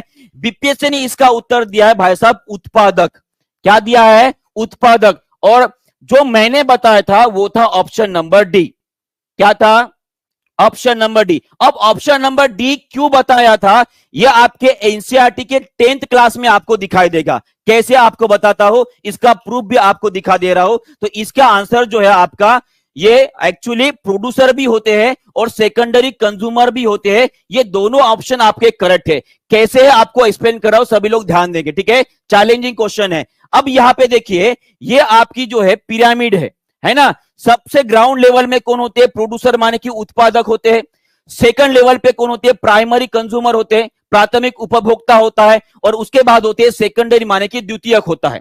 अब मुझे बताइए, इस ग्रास के ऊपर माने कि पौधा क्या करता है जी? फोटोसिंथेसिस करता है। क्या करता है? फोटोसिंथेसिस करता है। माने कि वो कौन है? प्रोड्यूसर है। माने कि वो कौन है? प्रोड्यूसर है, उत्पादक है। और आपने देखा होगा जो आपके पौधे होते हैं इंसेक्ट खाने वाले, वो जनरली हरे कलर में आपको दिखाई देते, माने कि वो फोटोसिंथेसिस करते, माने कि प्रोड्यूसर का जो काम है वो भी कर रहे हैं। और साथ में वो उनको इंसेक्टिवोरस क्यों बोला जाता है? कीटभक्षी क्यों बोला जाता है? क्योंकि वो कीटक को भी खाते हैं, इंसेक्ट्स खाते हैं। अब इंसेक्ट्स खाने वाले आपको दिखाई दे रहे सेकेंडरी कंज्यूमर में, जैसे कि मेंढक हो गया, कोई आपकी चिड़िया हो गई, कोई आपका चूहा हो गया। माने कि जो इंसेक्टिवोरस प्लांट्स होते हैं वो सेकेंडरी कंज्यूमर और प्रोड्यूसर दोनों का भी काम कर रहे हैं। तो मेरे ख्याल से जो मैंने आपको प्रूफ दिया है उसके हिसाब से जाओगे तो आपका ऑप्शन नंबर डी आना चाहिए। क्या आना चाहिए? जी नहीं, यहां पे कीटक बोल रहा हूं, जंतु नहीं बोल रहा हूं। कीट भक्षी होते, ठीक है। आपका आंसर जो है ऑप्शन नंबर डी आना चाहिए, ऑप्शन नंबर डी आना चाहिए, ठीक है। आगे बढ़ते हैं, ठीक है। प्रूफ भी दिखा रहा हूं, देखिए ये क्लास 10 का चैप्टर नंबर 13 है, क्लास 10 का चैप्टर नंबर 13 है। वहां पे सीधी सीधी ये डायग्राम्स आपको दी गई है, वहां से आप डायरेक्टली अंदाजा लगा सकते हो कि आपका आंसर क्या रहना चाहिए। क्लियर हो गया है जी? कीटक बोला है, कीटक, जंतु नहीं बोला है, कीटक बोला है, ठीक है। चलिए आगे बढ़ते हैं।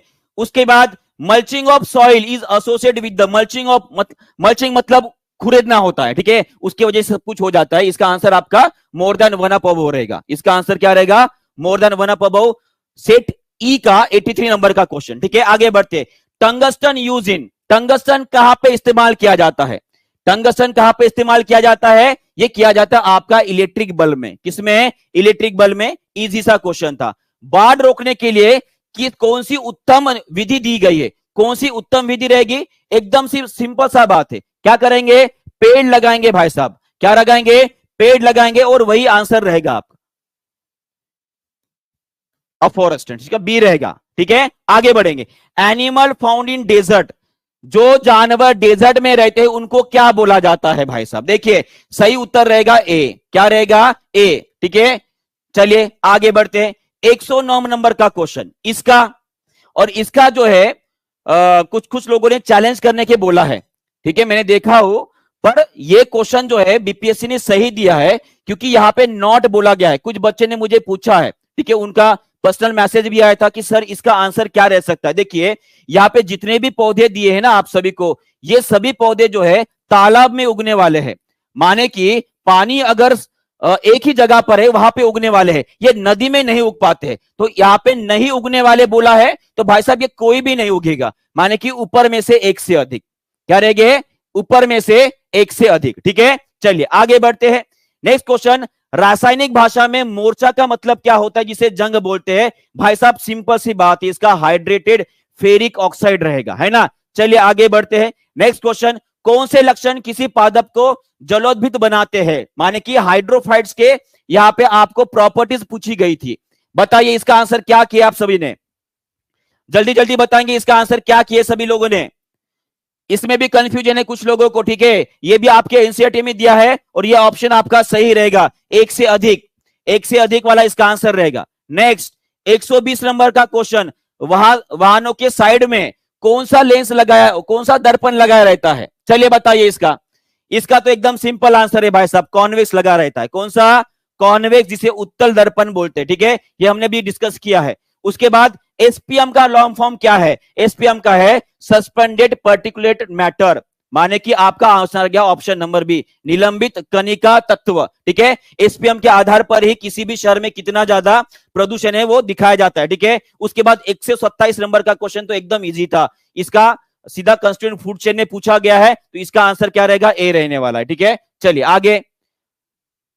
हाँ, फूड चेन में trophic level has the highest energy, सबसे ज्यादा ऊर्जा कौन से लेवल में होता है? कौन सी लेवल में होता है सबसे ज्यादा ऊर्जा? बताइए। अभी अभी मैंने आपको बताया, माने कि जो आपकी एनसीईआरटी के क्लास 10 का जो चैप्टर है ना, उसमें से लगभग 3 क्वेश्चन पूछे गए। कितने क्वेश्चन? 3 क्वेश्चन पूछे गए, आपको ध्यान में रखना है इसे, ठीक है। आगे बढ़ते, एक और क्वेश्चन है जो आप चैलेंज कर सकते हो, 149 नंबर का क्वेश्चन है। नीले लिटमस को लाल में बदलने वाला कौन होता है भाई साहब? सिरका होता है जी, क्योंकि ये एसिडिक इन नेचर होता है। कैसे होता है? एसिडिक इन नेचर होता है। उसके बाद कौन सा चैलेंज कर सकते हो भाई साहब? ये देखो, ये क्वेश्चन आपका चैलेंजिंग है, ये क्वेश्चन आपका चैलेंजिंग है। ये 149 नंबर का क्वेश्चन अच्छे से पढ़ लो, आपके सेट में कौन सा क्वेश्चन दिया है ये देख लेना। ये सेट ई का सबसे आखिरी में क्वेश्चन है 149 नंबर का। क्वेश्चन क्या है? Which of the ecological pyramid show both upright and inverted type, माने कि यहां पे बोला गया है उल्टे एवं सीधे दोनों प्रकार के परिस्थितिक पिरामिड किसमें पाए जाते हैं। अब देखिए एनसीईआरटी में क्या लिखा गया है, हाँ मैक्सिमम बच्चों ने वही किया है। देखिए बीपीएससी ने इसका आंसर दिया है डी ऑप्शन दिया है, क्या दिया है डी, पर हमारा आंसर था ऑप्शन नंबर बी, हमारा आंसर था ऑप्शन नंबर बी, और उसे चैलेंज करने के लिए आपको प्रूफ भी दे रहा हूं। प्रूफ क्या है, ये देखिए क्लास 12 का 12वीं का अगर बायोलॉजी का बुक आप देखते हो वहां पे लिखा है, सीधा सीधा लिखा है, क्या लिखा है दिखाता हूं आपको। देखिए एनर्जी का पिरामिड नेवर बी इन्वर्टेड, माने कि वो उल्टा नहीं हो सकता है। उसके बाद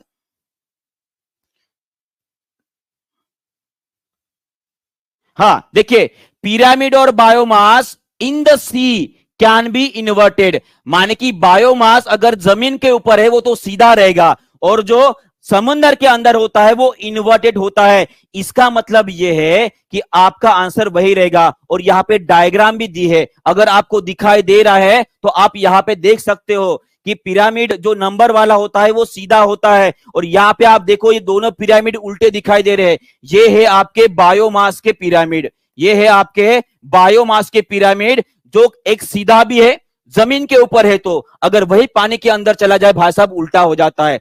माने कि ये प्रूफ है आप सभी का, और आपको दिखा रहा हूं क्लास 12 के बायोलॉजी का चैप्टर है ये, ठीक है, वो भी आपको ध्यान में रखना है, ठीक है। तो इसी के साथ मैं पूरे के पूरे साइंस के क्वेश्चन यहां पे डिस्कस कर ले रहा हूं, और साइंस में 2 ऐसे क्वेश्चन हैं वो आपको प्रूफ के साथ दे दिया हो, और आपको इसे देखना पड़ेगा, और आप चैलेंज कर सकते हो, आपके पक्का मार्क्स बढ़ जाएंगे इसमें, पक्का बोल रहा हूं, ठीक है, 101% बोल रहा हूं आपके मार्क्स बढ़ने वाले इन 2 क्वेश्चंस में, ठीक है। तो इसके बाद जो है पवन सर कंटिन्यू करने वाले हैं। पवन सर प्लीज आप मैथ्स के भी क्वेश्चन अभी होने वाले, ठीक है, तो उनको भी आपको देखना है, और सीधा सीधा पूरा का पूरा आंसर की चेक करने के बाद कौन से क्वेश्चन को आप चैलेंज कर सकते हो वो भी आपको जानना पड़ेगा। क्लियर हो गया सभी को, ठीक है जी, बहुत बढ़िया।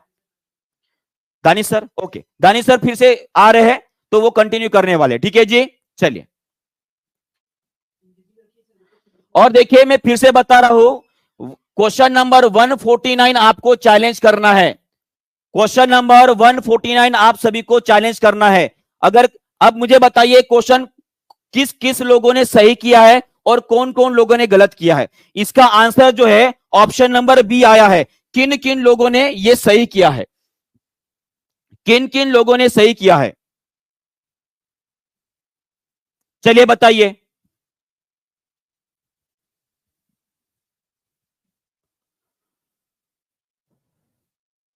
चलिए कोई तो है जिन्होंने किया है ना।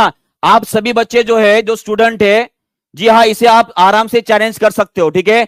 सीधा सीधा मैंने आपको प्रूफ के साथ बता दिया है यहाँ पे, ठीक है, क्या लिखा है कैसे लिखा है। बायोमास का पिरामिड जो है वो सीधा और उल्टा दोनों भी रह सकता है, यह आपको ध्यान में रखना है। क्लियर है जी, किसी को कोई डाउट अगर होगा तो आप कमेंट बॉक्स में जरूर लिख दीजिएगा। इसे हम फिर से एक बार दोबारा इसे चैलेंज करने की क्या विधि रहेगी, कैसे रहेगी, सब कुछ बताने वाले हैं। क्लियर है यहाँ पे, चलिए बहुत बढ़िया, है ना। और यहाँ पे देखिए लिखा भी है बायोमास अपराइट भी होता है, और जो बच्चे बोल रहे कि नंबर वाला सर उल्टा भी हो सकता है, उल्टा नहीं हो सकता है नंबर वाला कभी भी, ठीक है। बायोमास अपराइट भी है और बायोमास इन्वर्टेड भी है, माने कि ये दोनों भी है ना। चलिए बहुत बढ़िया, क्लियर है, विथ प्रूफ दिखा दिया हूं मैंने, तो आप चैलेंज करना है इसको जी, बिल्कुल।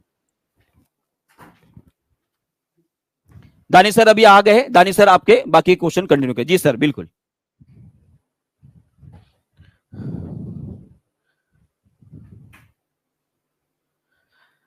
Okay, so I hope friends मैं यहाँ पर मैं अब आप लोगों को ऑडिबल होगा, तो हम लोग जल्दी जल्दी से फ्रेंड्स हमारे जहां तक हम लोगों ने क्वेश्चंस किए थे उसके आगे बढ़ते हैं, और मैं आप लोगों को बिल्कुल सटीक आंसर की, और एक क्वेश्चन जो है फ्रेंड्स ऐसा है जिसमें सबको बोनस नंबर मिलेंगे।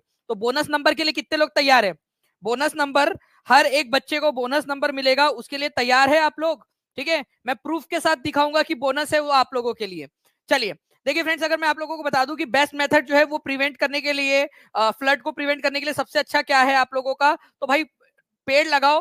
पेड़ लगाने से क्या होता है कि बाढ़ का पानी जो है वो रुक जाता है, तो बाढ़ आने से रोका जा सकता है। तो ऑफोरेस्टेशन जो है फ्रेंड्स ये है आपका। ये क्वेश्चन तो बड़ा इजी था, अभी मैं आपको थोड़ी देर में दिखा रहा हूं ठीक है, 2 मिनट के अंदर में मैं आप लोगों को एक ऐसा क्वेश्चन दिखा रहा हूं जो आप लोगों को बोनस हर किसी के लिए रहेगा।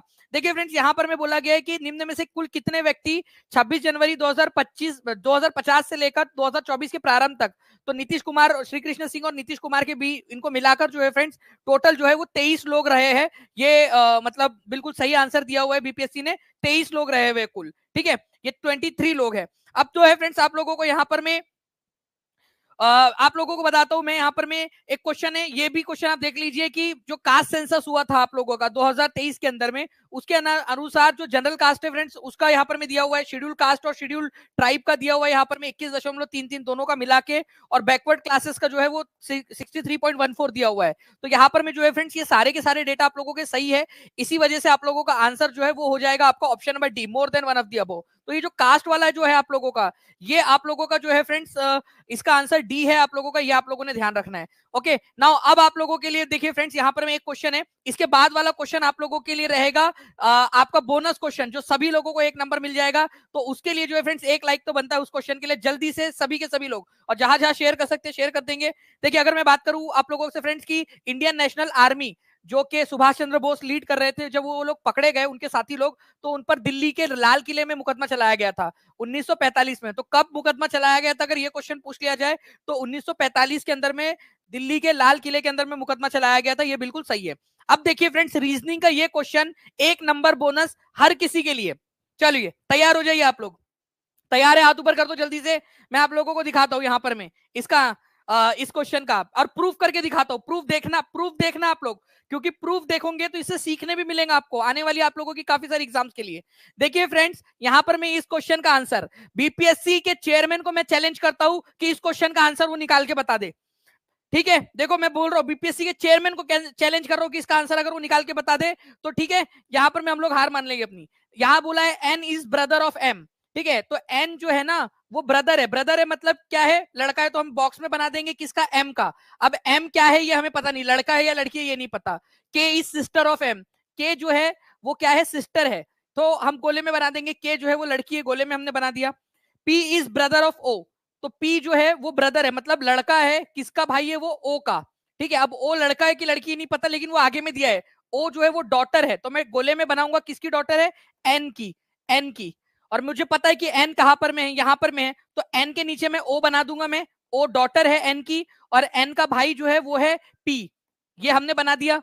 अब बताओ कि यहां पर में आप लोगों से बोला गया है कि who is the uncle of P, uncle कौन है भाई, ये अंकल हो ही नहीं सकती, ये तो आंटी है। ठीक है, आंटी है, ये तो आप लोगों का हो गया क्लियर। Okay, aunty. अब बताओ कि ये लड़का है कि लड़की है, कौन बताएगा, ये तो बताया ही नहीं। ठीक है, तो मैं कैसे मान लू एम, ए आंसर जो दिया है कैसे, वो बता तो सही है लड़का है कि लड़की है, बताया ही नहीं कहीं पे भी, तो क्या मैं नन ऑफ द अबव मानू इसको। ठीक है, नन ऑफ द अबव मैं कैसे मानू, मोर than one of the above तो मान ही नहीं सकता मैं यहाँ पर, मैं वो तो उसके पप्पा है। ठीक है, ये आंटी है, एम, एम को अंकल कैसे मान लू मैं, वो हो सकता ना कि वो लड़की हो, क्यों नहीं हो सकता वो लड़की हो। ठीक है, तो ऐसे कैसे मैं उनको अंकल मान लू। ठीक है, अरे भाई कैन नॉट बी डिटरमाइंड इसका आंसर होगा, very good, C and D होना चाहिए इसका answer, can not be determined, determine ही नहीं किया जा सकता इसका आंसर। ठीक है, हो भी सकता है एम और नहीं भी हो सकता, तो नन ऑफ दी अबव भी आंसर नहीं लगा सकते, ना ए लगा सकते ना ई लगा सकते, ना ही ए लगाया जा सकता है इसका आंसर कंफर्म तरीके से, ना ही ई लगाया जा सकता है कंफर्म तरीके से। This question should be eliminated, और ये इसमें सभी को नंबर मिलना चाहिए। ई नहीं हो सकता आंसर इसका, ई नहीं हो सकता इसका आंसर, क्योंकि एम के बारे में कोई जानकारी नहीं है, सिंपल सी बात, एम के बारे में कोई जानकारी नहीं है, ई कैसे लगा दोगे आप। ठीक है, हो सकता है ई ए जो है ए इसका आंसर हो कि ए लड़का जो एम जो है वो लड़का हो, तो यहां पर में आंसर जो है वो होना चाहिए C and D, can not be determined, जिसको बोलते हैं सी एंड डी। और जहां से उन्होंने ये क्वेश्चन चुराया है ना, वहां पर में इसका आंसर सी एंड डी था। अरे भाई जब चोरी कर रहे हो तो कम से कम ठीक से तो करो, दिमाग तो लगाओ, इतना दिमाग नहीं है तुम लोगों के पास में कि चोरी करते समय जो डी आंसर था वहां मोर देन वन ऑफ दिया, वो ई लगा दिया और बाकी के ऑप्शन रख दिए। कैन नॉट बी डिटरमाइंड होना चाहिए इसका आंसर आप लोगों का।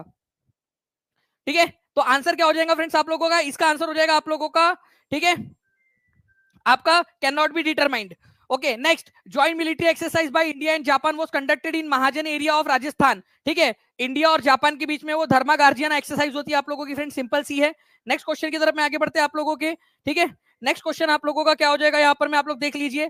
ठीक है, which of the following crops can not be cultivated in river. अब ध्यान से समझना आप लोग इसका, कई सारे बच्चे इसके अंदर में कंफ्यूज है, मैं इसको बताता हूं आपको। रिवर बोला है, कमल जो है वो पानी में आता है, पानी में, पानी रे पानी तेरा रंग कैसा, ठीक है, पानी में। ठीक है, वाटर कैशनट, ठीक है, नाम में ही है सिंघाड़ा वाटर, ठीक है, लेकिन ये भी पानी में होता है, मान दिया। मखाना जो है ये भी पानी में होता है, लेकिन भाई बहते हुए पानी में होता है या रुके हुए पानी में होता है, ये कौन बताएगा? बहते हुए पानी में या रुके हुए पानी में? बहते हुए पानी, रिवर बोला यहां पर मैं आप लोगों का, ये याद रखना है आप सभी लोगों ने। ठीक है, तो बहते रिवर, रिवर का मतलब ही होता है आप लोगों का, रिवर क्या है, नदी बह रही होती है तभी रिवर हुए, वो तालाब नहीं बोला है आप लोगों से। इसी वजह से जो है फ्रेंड्स आपका कौन सा नहीं उगाया जा सकता, ठीक है, ये भी नहीं उगाया जा सकता, ये भी नहीं उगाया जा सकता, ये भी नहीं उगाया जा सकता नदी में, ये भी नहीं उगाया जा सकता नदी में। इसीलिए इसका answer more than one of the above. तो आंसर बिल्कुल सही है। तो जो भी लोग इसका आंसर ई लगा रहे हैं वो सब गलत है, आंसर इसका डी ही है। ठीक है, कौन सा नहीं उगाया जा सकता, ये नदी में नहीं उग सकता, तालाब में उग सकता है, ये नदी में नहीं उग सकता, तालाब में उग सकता है। ठीक है, ये नदी में नहीं उग सकता, तालाब में उग सकता है।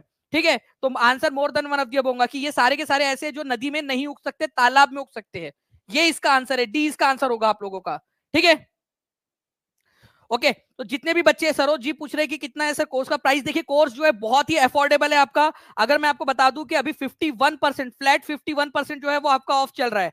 ठीक है, 761110110196978844 इस नंबर पे कॉल या व्हाट्सएप कर दीजिए आप, आपको मिल जाएगा। ठीक है, सबसे ज्यादा रिजल्ट देने वाला इंस्टीट्यूट है अब तक का, और आप लोगों को जो है फ्रेंड्स आगे में भी इसी प्रकार से रिजल्ट मिलते रहेंगे। नेक्स्ट क्वेश्चन की तरफ में आगे बढ़ने से पहले जो है फ्रेंड्स मैं आपको बता दूं आंसर जो है मोर than one of the above होगा। वाटर कैशनट, लोटस, फॉक्सनट जो है आप लोगों के जो है फ्रेंड्स, देखिए अवर इन्वायरमेंट जो पुरानी एनसीईआरटी थी, ओल्ड एनसीईआरटी, उसके अंदर में दिया भी है, ये ओल्ड एनसीईआरटी के अंदर में, ओल्ड एनसीईआरटी में दिया है, इसीलिए इसका आंसर यही है, वो आंसर चेंज नहीं होगा, इसका आंसर डी है।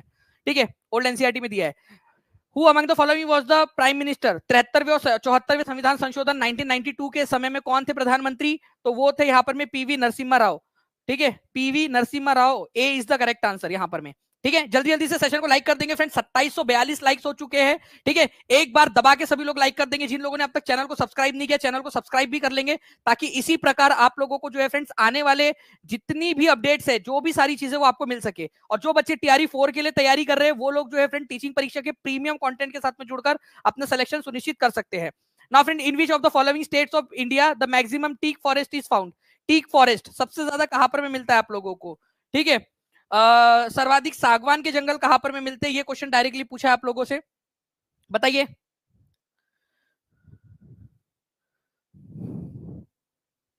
जी, तो सागवान के जो है फ्रेंड सबसे ज्यादा जंगल आप लोगों को कहां पर में मिलते हैं? मध्य प्रदेश के अंदर में मिलते हैं, और वो वहां पर में बिल्कुल सही आप लोगों का दिया हुआ है। ठीक है, तो सागवान के सबसे ज्यादा जंगल मध्य प्रदेश के अंदर में, और मध्य प्रदेश यहाँ पर में आप लोगों का दिया हुआ है, सिंपल सी बात है। तो C is the correct answer. Next जो है फ्रेंड्स यहाँ पर में बोला गया आप लोगों का, इंदिरा गांधी राष्ट्रीय कला केंद्र ने संपूर्ण भारत में भाषा के सर्वेक्षण पर एटलस बनाया है। मैंने इंदिरा गांधी राष्ट्रीय कला केंद्र के ऊपर में आप लोगों से क्वेश्चन पूछा था पीआरटी के अंदर में, पीआरटी के रैंक बूस्टर सीरीज में, याद आ रहा है आप लोगों को? जितने भी बच्चों ने दिया उनको पता होगा।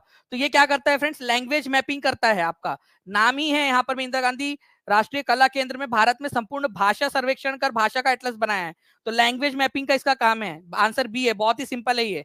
ठीक है, आप लोगों का नेक्स्ट है जो है फ्रेंड्स आपका, with reference to India in relationship with neighbours which of the following statement is are correct? The foreign policy of India is based on peace and non violence. ठीक है, इंडिया की foreign policy peace और non violence पे related है। Article number, ठीक है, article number जो है आपका 51 इसी के बारे में बात करता है। Panchsheel principles are result of India determination to peace. सही बात है, हमने चाइना के साथ में जो शांति समझौता किया था। ठीक है, अच्छा पंचशील एग्रीमेंट कौन से साल हुआ था ये बता सकते हैं आप सभी लोग? ठीक है, जल्दी से बताइए आप लोग, पंचशील एग्रीमेंट चाइना के साथ कौन से साल में हुआ था? जल्दी जल्दी से आप लोगों को बताना है। ठीक है, तो अप्रैल जो है फ्रेंड्स 1954 के अंदर में हुआ था ये पंचशील समझौता, 1954 में। अगले बार ये क्वेश्चन आएगा, इंपॉर्टेंट है, याद कर रख लीजिए आप लोग। इंडिया इज, अच्छा वो खत्म हो गया ना, मोर than one of the above, खत्म बात। नॉन अलाइनमेंट मूवमेंट का फाउंडर है। कारगिल जो है फ्रेंड्स कौन से नदी के किनारे के ऊपर में लोकेटेड है आप लोगों का? इसका आंसर सुरू नदी दिया हुआ है, बिल्कुल सुरू नदी जो है फ्रेंड्स इसका आंसर हो जाएगा आप लोगों का। ये आपको पढ़ाया है मैंने, कारगिल जो है वो सुरू नदी के किनारे के ऊपर में बसा हुआ है आप लोगों का। ठीक है, तो सुरू नदी, ओके कारगिल। हमने देखा हुआ है। अब ये कारगिल कहां पर में पड़ता है? लद्दाख में पड़ता है। पहले पश्चिम जो है आप लोगों का कश्मीर, जम्मू कश्मीर में था, अब लद्दाख के अंदर में है। लद्दाख के अंदर में आपको पता है ना 5 जिले बन रहे हैं। उसका टीचिंग परीक्षा के कम्युनिटी में हमने पोस्ट भी डाला है मैप के साथ में। जिन लोगों ने चैनल को सब्सक्राइब नहीं किया, चैनल को सब्सक्राइब जरूर कर लेंगे। नाउ फ्रेंड, नेक्स्ट क्वेश्चन आप लोगों का, हम लोग आगे बढ़ते हैं। ठीक है, प्रधानमंत्री लाल बहादुर शास्त्री जो है, उन्होंने, ठीक है, भारतीय राष्ट्र के आधारभूत मूल्यों और उद्देश्यों को चुनौती देने वाली निम्न में से किन मुद्दों का सामना किया था? ठीक है, तो अन्न की कमी, उन्होंने नारा दिया था जय जवान जय किसान। किसने नारा दिया था? जय जवान जय किसान। ठीक है, तो जय जवान जय किसान, क्योंकि उस समय में हमारे भारत के अंदर में जो है फ्रेंड्स अन्न की बहुत ज्यादा कमी थी, तो ये एक था। उसके अलावा पाकिस्तान के साथ में युद्ध हो गया था, ये भी था उनका। ठीक है, तो आंसर उपर्युक्त में से एक से अधिक हो जाएगा। 65 का जो युद्ध हुआ था ना, उस समय में जो है लाल बहादुर शास्त्री प्रधानमंत्री थे। बिल्कुल सही बात है, तो आंसर होगा मोर than one of the above. ठीक है, सिंपल सा बात है, आप लोगों का answer is more than one of the above. तो अन्न की कमी का सामना किया था। ओके, और ये वाला जो है मैंने आप लोगों को बता दिया है। नाउ फ्रेंड, नेक्स्ट क्वेश्चन है आप लोगों का यहाँ पर में, ठीक है, कि कौन सी अंतरिक्ष एजेंसी है, किन देशों की अंतरिक्ष एजेंसी ने निजी कंपनियों को अंतरराष्ट्रीय अंतरिक्ष स्टेशन का दौरा आयोजित करने की अनुमति दी है? अच्छा, निजी कंपनियों को। भूटान। तुम्हारे पास में खुद की स्पेस एजेंसी है क्या बेटा? मेरे को एक बात बताना, तुम एजेंसी, तुम कौन हो? ठीक है, जो तुम दूसरों को अनुमति दोगे? तुम्हारे पास में तुम्हारी सरकारी वो है नहीं, तुम्हारे पास में नेपाल के पास में है नहीं। ठीक है, वो गुयाना, बुरुंडी, पराग्वे, इनके पास खुद के पास में नहीं है। तुर्की, स्वीडन, इटली। तुर्की, स्वीडन, इटली, भाई वो यूएसए ने दिया है, तो ये भी आंसर नहीं है आप लोगों का। आंसर क्या हो जाएगा आप लोगों का यहाँ पर में? आंसर हो जाएगा फ्रेंड्स ऑप्शन नंबर ई, इसका आंसर होना चाहिए आप लोगों का। ठीक है, क्योंकि स्वीडन, इटली और तुर्की, ये आप लोगों को बता दूं फ्रेंड्स कि ये जो है ना आप लोगों की क्या है, ठीक है, स्वीडन और इटली ये यूरोपियन यूनियन के अंदर में आते हैं। ठीक है, तुर्की जो है वो यूरोपियन यूनियन के अंदर में आता है। और यूरोपियन स्पेस एजेंसी अलग है आप लोगों की space agency, European space agency बोला जाता है उसको। ठीक है, यूरोपियन स्पेस एजेंसी बोला जाता है उसको। ओके, चलिए नाउ फ्रेंड, नेक्स्ट क्वेश्चन की तरफ में आगे बढ़ते हैं आप लोगों के। आपको बताना which was the main centre of activities of Wahhabis in Bihar. Bihar के अंदर में वहाबियों का मेन सेंटर क्या था आप लोगों का? तो पटना था, ये याद रखना है आप लोगों ने। नेक्स्ट क्वेश्चन की तरफ में आगे बढ़ते हैं। The iron pillar wonder of ancient Indian metallurgy is situated in. ठीक है, वो लौह स्तंभ कहां पर में सिचुएटेड है? उसके ऊपर में जो है ना उनका नाम लिखा हुआ है आपके चंद्रगुप्त जो सेकंड है, चंद्रगुप्त विक्रमादित्य, उनका नाम लिखा है। मेहरौली के अंदर में मिलेगा आप लोगों को, ये मेहरौली के अंदर में। ठीक है, तो आंसर आप लोगों को ऑप्शन नंबर बी हो जाएगा इसका। नेक्स्ट क्वेश्चन की तरफ में आगे बढ़ते हैं फ्रेंड्स हम लोगों के। ठीक है, आपको बताना है कि भारत में संपूर्ण आर्थिक उदारीकरण निम्न में से किस वर्ष प्रारंभ हुआ था? ठीक है, उदारीकरण तो 1991 के बाद से स्टार्ट हुआ, जब पीवी नरसिम्हा राव और मनमोहन सिंह की जोड़ी जो है वो सत्ता में आई। तो आंसर हो जाएगा आप लोगों को ऑप्शन नंबर ए। 1991 के बाद से जो है भारत के अंदर में लिबरलाइजेशन स्टार्ट हुआ था, लिबरलाइजेशन जिसको आप लोग कहते हो। ठीक है, now friends, Brahmo Samaj influences was confined mostly to. ठीक है, तो आंसर क्या हो जाएगा यहाँ पर में? ग्रामीण बंगाल में, दोनों ग्रामीण और शहरी शिक्षित वर्ग के अंदर में, शहरी शिक्षित वर्ग के अंदर में। मैं आप लोगों को बताना चाहूंगा फ्रेंड्स कि ब्राह्मो समाज जो है ना, इसकी स्थापना जो है राजा राम मोहन रॉय ने की थी, और इनका जो इन्फ्लुएंस था वो केवल शहरी क्षेत्रों तक था, वो भी एजुकेटेड लोगों के अंदर में। जो लोग पढ़े लिखे नहीं थे वो ब्राह्मो समाज को तो दूर से भगा देते थे। ठीक है, इस प्रकार की ये कुछ तो भी चल रहा था उस समय काल के अंदर में। तो ब्राह्मो समाज का ये याद रखना है आप लोगों ने कि अर्बन एजुकेटेड ग्रुप के अंदर में ही वर्चस्व था, अर्बन लोगों के अंदर में, मतलब शहरी शिक्षित वर्ग के अंदर में ही इनका प्रभाव ज्यादा था ब्राह्मण समाज का शुरुआत में। बाद में धीरे धीरे जब बढ़े वो तो आगे बढ़े, अदरवाइज नहीं तो पहले यही था। ठीक है, which of the following is important reason for ethnic violence in Manipur from May 3 मई 2023 को? ठीक है, तो देखिए फ्रेंड्स यहाँ पर मैं आप लोगों को बताना चाहूंगा कि जो मेटी कम्युनिटी है, ठीक है, और यहाँ पर मैं बेसिकली जो एक रीजन था वो था कि मेटी कम्युनिटी जो है उसको दर्जा दे दिया गया था एससी कैटेगरी के अंदर में। ठीक है, एसटी के अंदर में कैटेगरी, शेड्यूल ट्राइब के अंदर में उनको दे दिया गया था।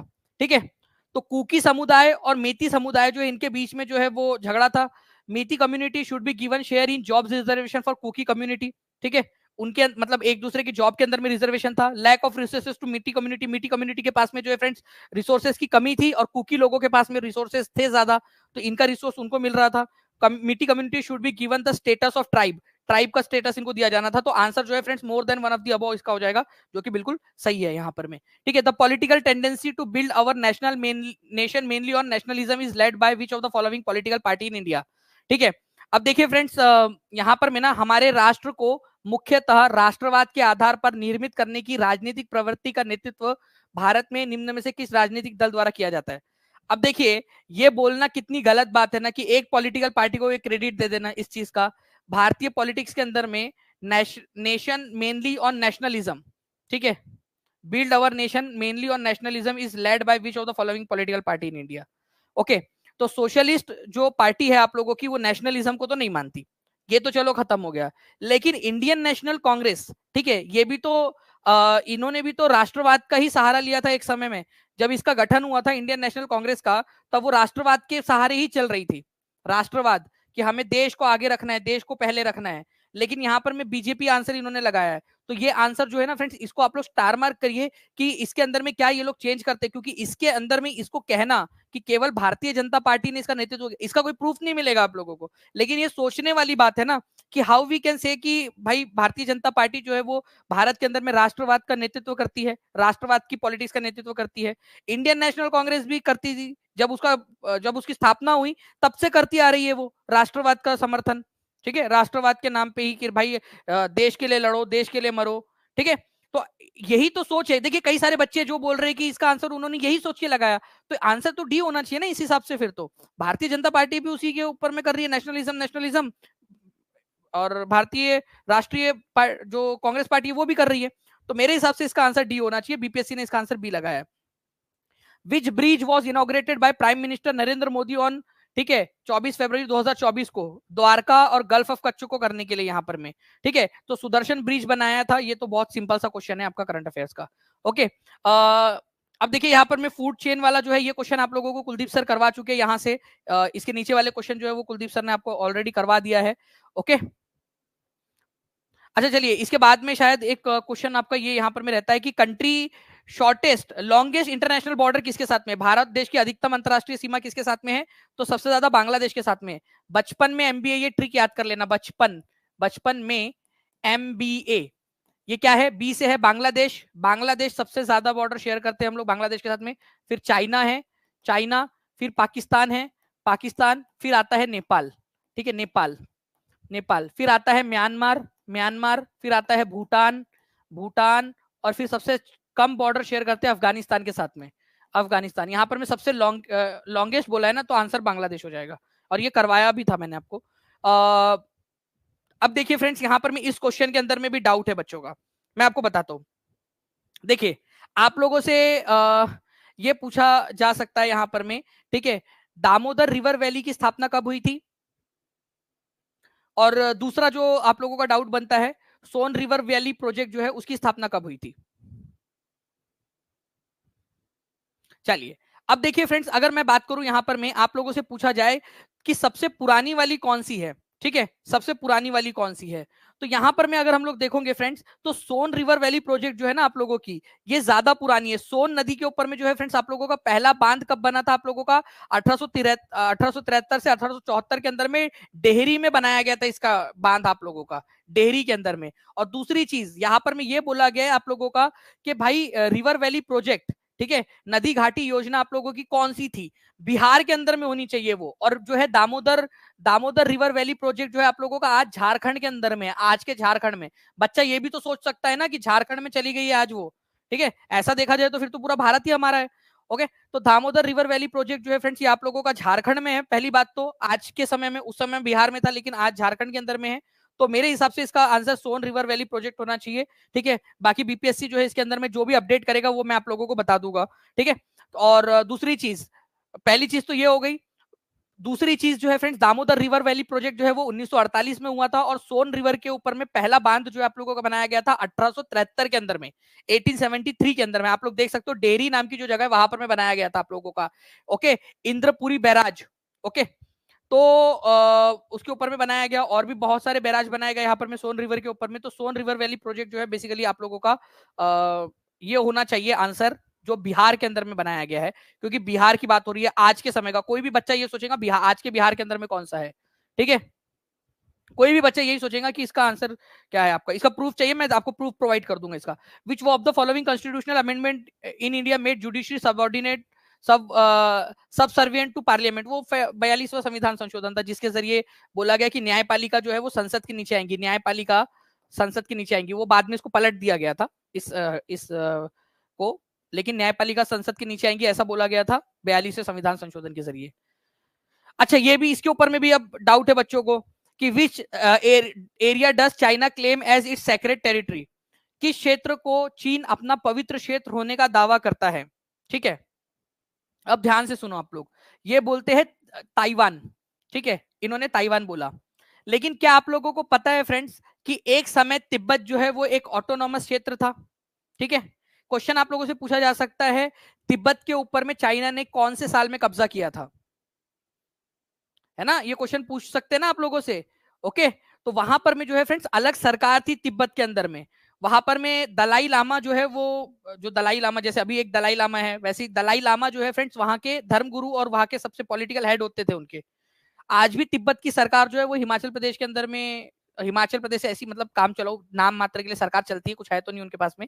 ठीक है, तो आपको बता दूं फ्रेंड्स कि जो है चीन का कब्जा हुआ था। ठीक है, चीन ने कब्जा कर लिया था और दलाई लामा को वहां से भागना पड़ा था।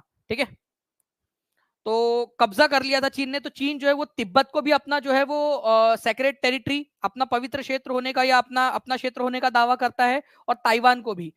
तिब्बत को, जब तिब्बत, अच्छा मान लो, चलो मैंने मान लिया कि तिब्बत उनके कब्जे में है अभी, तो तिब्बत को नहीं गिनना चाहिए, तो फिर तिब्बत ऑप्शन में क्यों दिया? फिर तुमने तिब्बत ऑप्शन में दिया क्यों?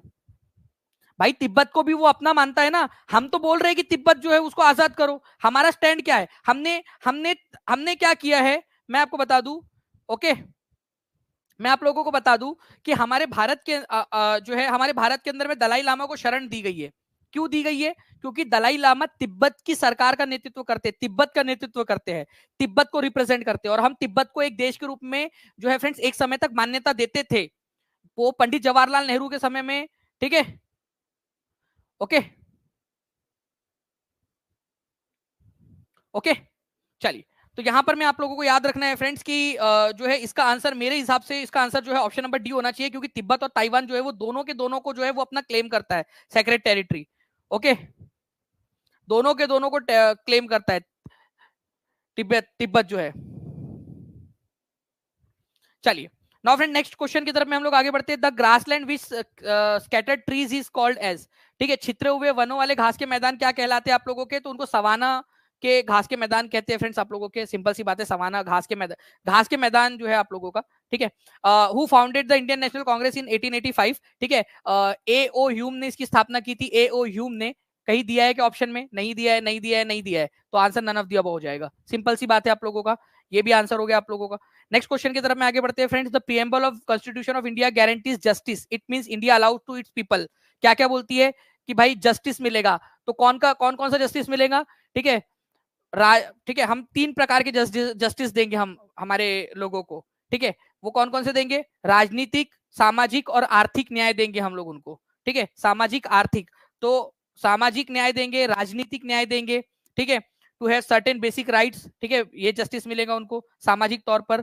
पार्टिसिपेट इन डिसीजन मेकिंग, उसके अंदर में भी हम जस्टिस देंगे, क्योंकि राजनीतिक, सामाजिक और आर्थिक जब न्याय देंगे, तो D is the correct answer. ठीक है, इसका ये सारा मतलब होता है जस्टिस देने का मतलब।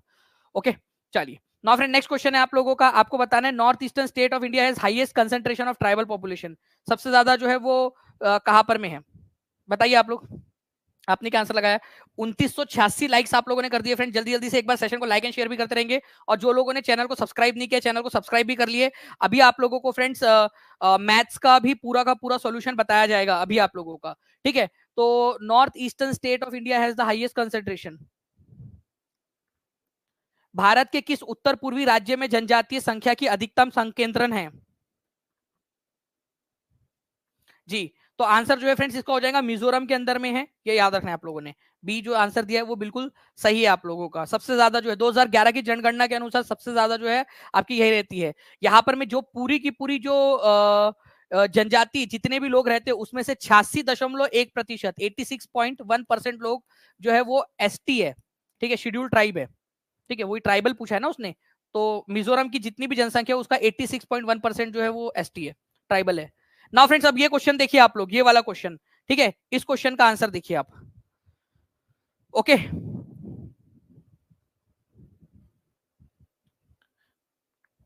जितने भी लोग हैं जी जल्दी, आपका भी मैथ्स का भी होने वाला है आप लोगों का कट ऑफ जो है, बिल्कुल अभी मैथ्स का भी तो बता रहा हूँ, फिर आप लोग आपका स्कोर बताओगे ना कमेंट्स में, ठीक है, कि कितना आप लोगों का स्कोर आ रहा है, तब तो आप लोगों को पता चलेगा। मैथ्स की जो है, मैथ्स के सर आ गए हमारे, ठीक है, तो वो भी आपको बताएंगे।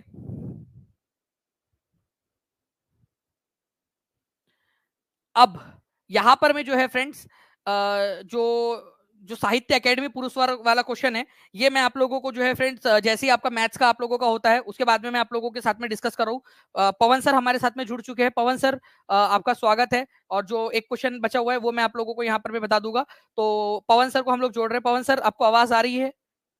Yes sir, thank you so much. Yes sir, जी, तो ओवर टू यू सर। और बच्चे काफी बेसब्री से आंसर्स का इंतजार कर रहे हैं, तो जल्दी जल्दी से आप बता दीजिए आंसर कौन से है और कौन सा सही है, ठीक है, और थोड़ा हम स्पीड में करेंगे ताकि बच्चे अपने आंसर मैच कर पाए, ठीक है, और जो गलत है वो क्यों गलत है हम वो बस बता देंगे बच्चों को।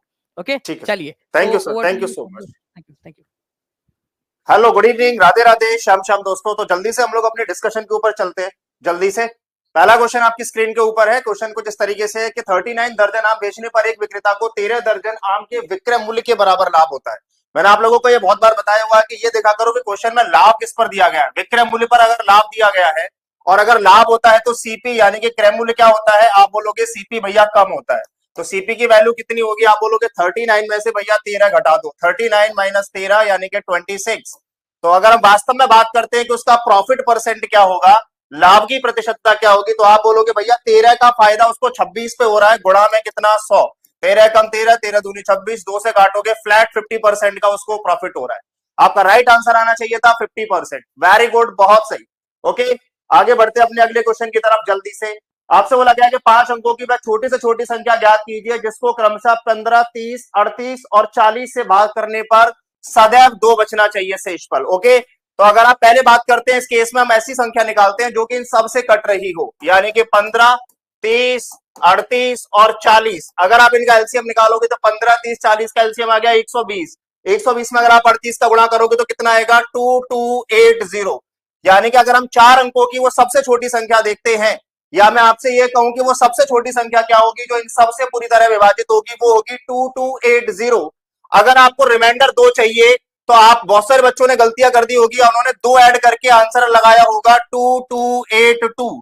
ये भी ये संख्या होगी, ये भी वो संख्या है, लेकिन ये सबसे छोटी वो संख्या होगी जो कि इन सबसे भाग करने पर 2 शेषफल देगी। लेकिन उसने एक कंडीशन ऊपर लिखी हुई है, क्या, कि वो संख्या 5 अंकों की होनी चाहिए। ये बताइए ये संख्या कितने अंकों की है, आप बोलोगे भैया ये तो 4 अंकों की है, तो ये आपका आंसर नहीं होगा। पहली बात याद रखिएगा, बिल्कुल सही है। अगर वो क्वेश्चन ये नहीं देता, ये 5 अंक हटा देता, तो आपका आंसर होता 2282। लेकिन उसने बोला वो संख्या 5 अंकों की होनी चाहिए, तो 5 अंकों की वो संख्या कौन सी होगी, आप बोलोगे 2280 को 5 अंक तक ले जाने के लिए 5 से अगर आप गुणा करोगे तो कितना आएगा, आप बोलोगे 0, 5 40, 4 हासिल का 22 पंजे 110 और 4 कितना होगा 114। यानी कि 5 अंकों की सबसे छोटी संख्या जो कि इन सबसे पूरी तरीके से विभाजित होगी वो होगी 11400। लेकिन आपको रिमाइंडर 2 चाहिए, तो आप बोलेंगे इसमें 2 ऐड कर दो भैया, यानी कि राइट आंसर आएगा आपका 11402। 11402 will be the absolutely right answer. 5 अंकों की जो बोला है इस वजह से आपका आंसर ये हो गया, वरना आपका आंसर होता 2282। क्लियर है? चलिए बढ़ते हैं अगले क्वेश्चन की तरफ। अगला क्वेश्चन आपसे क्या कह रहा है, 18 बटे में 5 प्लस रूट 7, 4 बटे में रूट 7 प्लस रूट 3, इस तरीके से बोल रहा है। मैंने इस तरीके को क्वेश्चन को सॉल्व करने का सबसे बढ़िया तरीका आप लोगों को यह बताया है कि अगर कभी भी नीचे वाली संख्याओं का जो अंतर है, नीचे वाली संख्याओं का जो अंतर है, अगर वो ऊपर लिखा होता है तो नीचे वाली संख्या को ही पलट कर लिख देते हैं, खाली उसका बीच का साइन चेंज हो जाता है। अगर मैं इसको बोलूं कि 18 5 को अगर मैं रूट में लिखूंगा तो क्या लिखूंगा, रूट 25। आप देखो 25 और 7 के बीच का अंतर कितना है 18, तो आप डायरेक्ट इसको क्या लिख लोगे, आप बोलोगे ये वैल्यू बनेगी रूट 25, यहां प्लस का है तो ये आएगा माइनस का रूट 7। ओके, आगे देखो 7 और 3 के बीच का अंतर है 4, तो इसका मतलब ये वैल्यू पलट कर लिखोगे आप रूट 7 माइनस का रूट 3। इन दोनों के बीच का अंतर है 1, आप क्या लिखोगे रूट 3 माइनस रूट 2। इन दोनों के बीच का अंतर है 1, ऊपर यानी कि आप क्या लिखोगे प्लस का √2 माइनस का 1। सॉल्व करके देखो जल्दी से, ये सब कट रहे हैं बेटा। ओके, क्या बचेगा, रूट में 25 माइनस 1 यानी कि 5 minus 1, you will get your answer equal to 4 will be the right answer. 4 होगा इसका राइट आंसर। वेरी गुड, बहुत सही आंसर आ रहे हैं आप लोगों के, शाबाश, बहुत बढ़िया, शाबाश। ओके, चलिए बढ़ते हैं आगे की तरफ। आपसे बोल रहा है एक संख्या को 5% घटाया जाता है और फिर 10% बढ़ाया जाता है, इस प्रकार मूल संख्या से प्राप्त संख्या कितने परसेंट बढ़ेगी या घटेगी। इसको करने के बहुत सारे तरीके हैं। पहला तरीका यह है कि मान लो कोई संख्या 100 थी, 100 से कितनी हो गई 95, 5% घटा दी। अब वो बोल रहा है कि संख्या को आप 10% बढ़ा दो। 10% का मतलब होगा 9.5 और बढ़ गई। 95 में अगर आप 9.5 जोड़ोगे तो वो संख्या कितनी हो जाएगी 104.5। 104.5, 100 से 104.5 हो गई, यानी कि वो सीधे सीधे संख्या कितनी बढ़ी है 4.5%। वो संख्या कितनी बढ़ेगी, आप बोलोगे 4.5% का इंक्रीमेंट होगा यहाँ पर। वेरी गुड, बहुत बढ़िया, शाबाश। अगले पे आ जाओ जल्दी से। आपको बोला गया अंडर रूट में 4489 की वैल्यू आपको दी गई है 67, इस पूरे की वैल्यू पूछी गई है।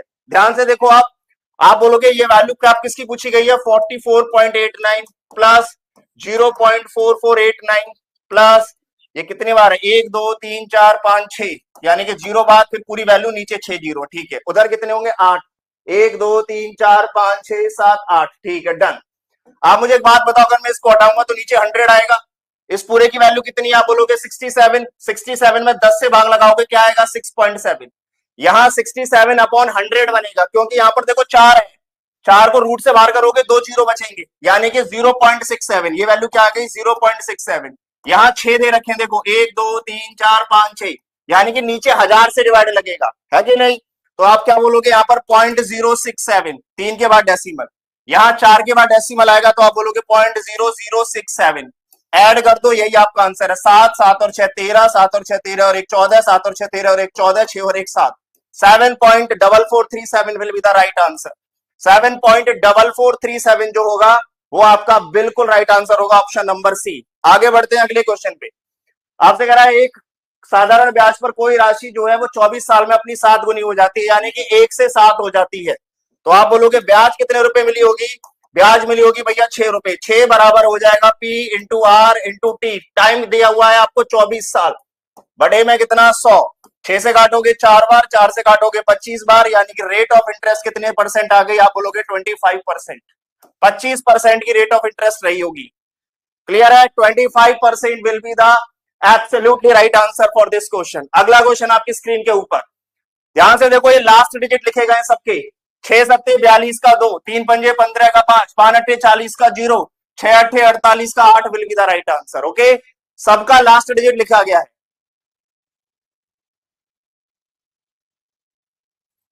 Done,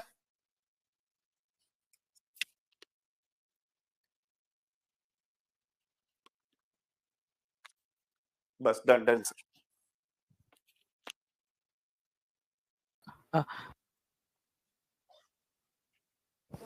thank you very much Pawan sir access देने के लिए। बस एक क्वेश्चन जो है फ्रेंड्स आप लोगों का जो रह गया था मैं उसको बता देता हूं आपको, और मेरे पास में प्रूफ है उसका, और प्रूफ के साथ आपको दिखा रहा हूं मैं यहाँ पर में। ठीक है, जैसे देखिए फ्रेंड्स यहाँ पर में ये जो पर्टिकुलर क्वेश्चन है ना, मैं आपको बताता हूँ कि कई सारे बच्चे जो है इसके अंदर में कंफ्यूज है कि पद्मश्री, ठीक है उसको छोड़ दीजिए, उषा किरण खान जो है इनको कौन सी उनकी अचीवमेंट है।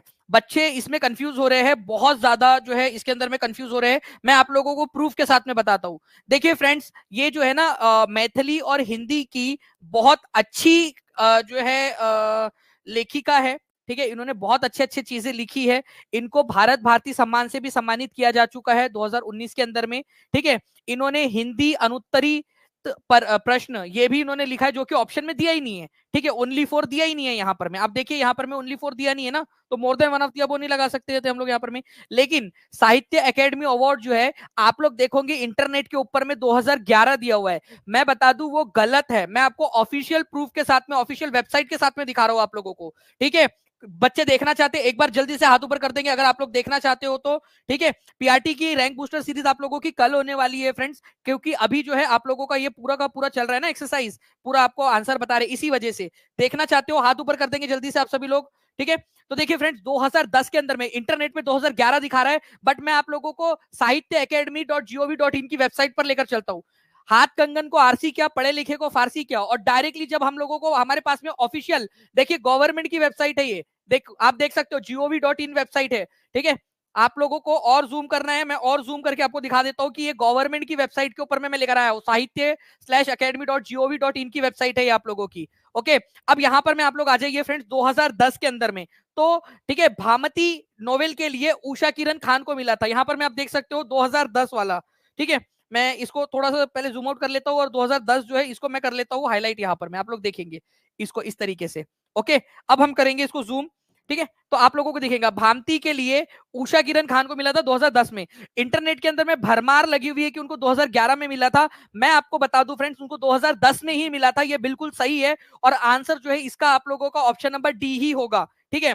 क्योंकि ये आपका देखिए अब क्या हो गया, उनको भारत भारती सम्मान मिला था, ये सही है, ठीक है। और पहला वाला भी सही है कि उनको साहित्य अकेडमी पुरस्कार मैथिली भाषा के लिए मिला था, मैथिली के लिए इनको मिला था, ये भी सही है। और हिंदी भाषा में उन्होंने अनुत्तरित प्रश्न नाम की एक पुस्तक भी लिखी है, वो भी सही है। आपका नीति आयोग की वेबसाइट के ऊपर में इसकी पुस्तक भी मिली मेरे को इनकी, ठीक है।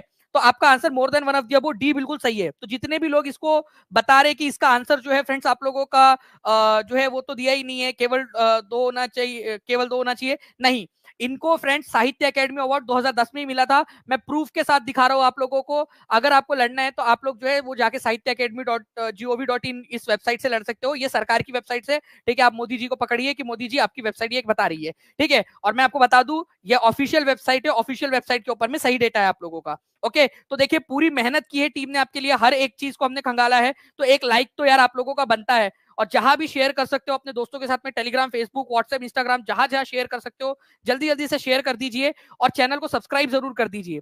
जितने भी बच्चे जो टीचिंग परीक्षा के साथ में जुड़ना चाहते हैं TRE 4 के लिए, ठीक है, मैं उन लोगों से कहूंगा कि आप सभी के सभी लोग जो है फ्रेंड्स अपने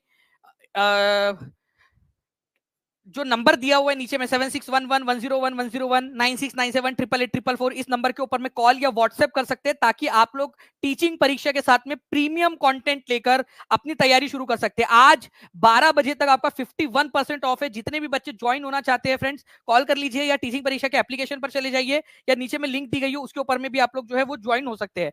over to you Pawan sir, and मैं आपका बहुत बहुत आभारी हूँ सर कि आपने यहाँ पर में जो है वो मौका दिया। सर एक क्वेश्चन करवाने का बहुत बहुत शुक्रिया आपका, ठीक है। तो थैंक यू सर, मैं आपको फुल स्क्रीन पे कर रहा हूँ। Okay, thank you sir, thank you very much. Thank you sir, thank you so much sir, thank you.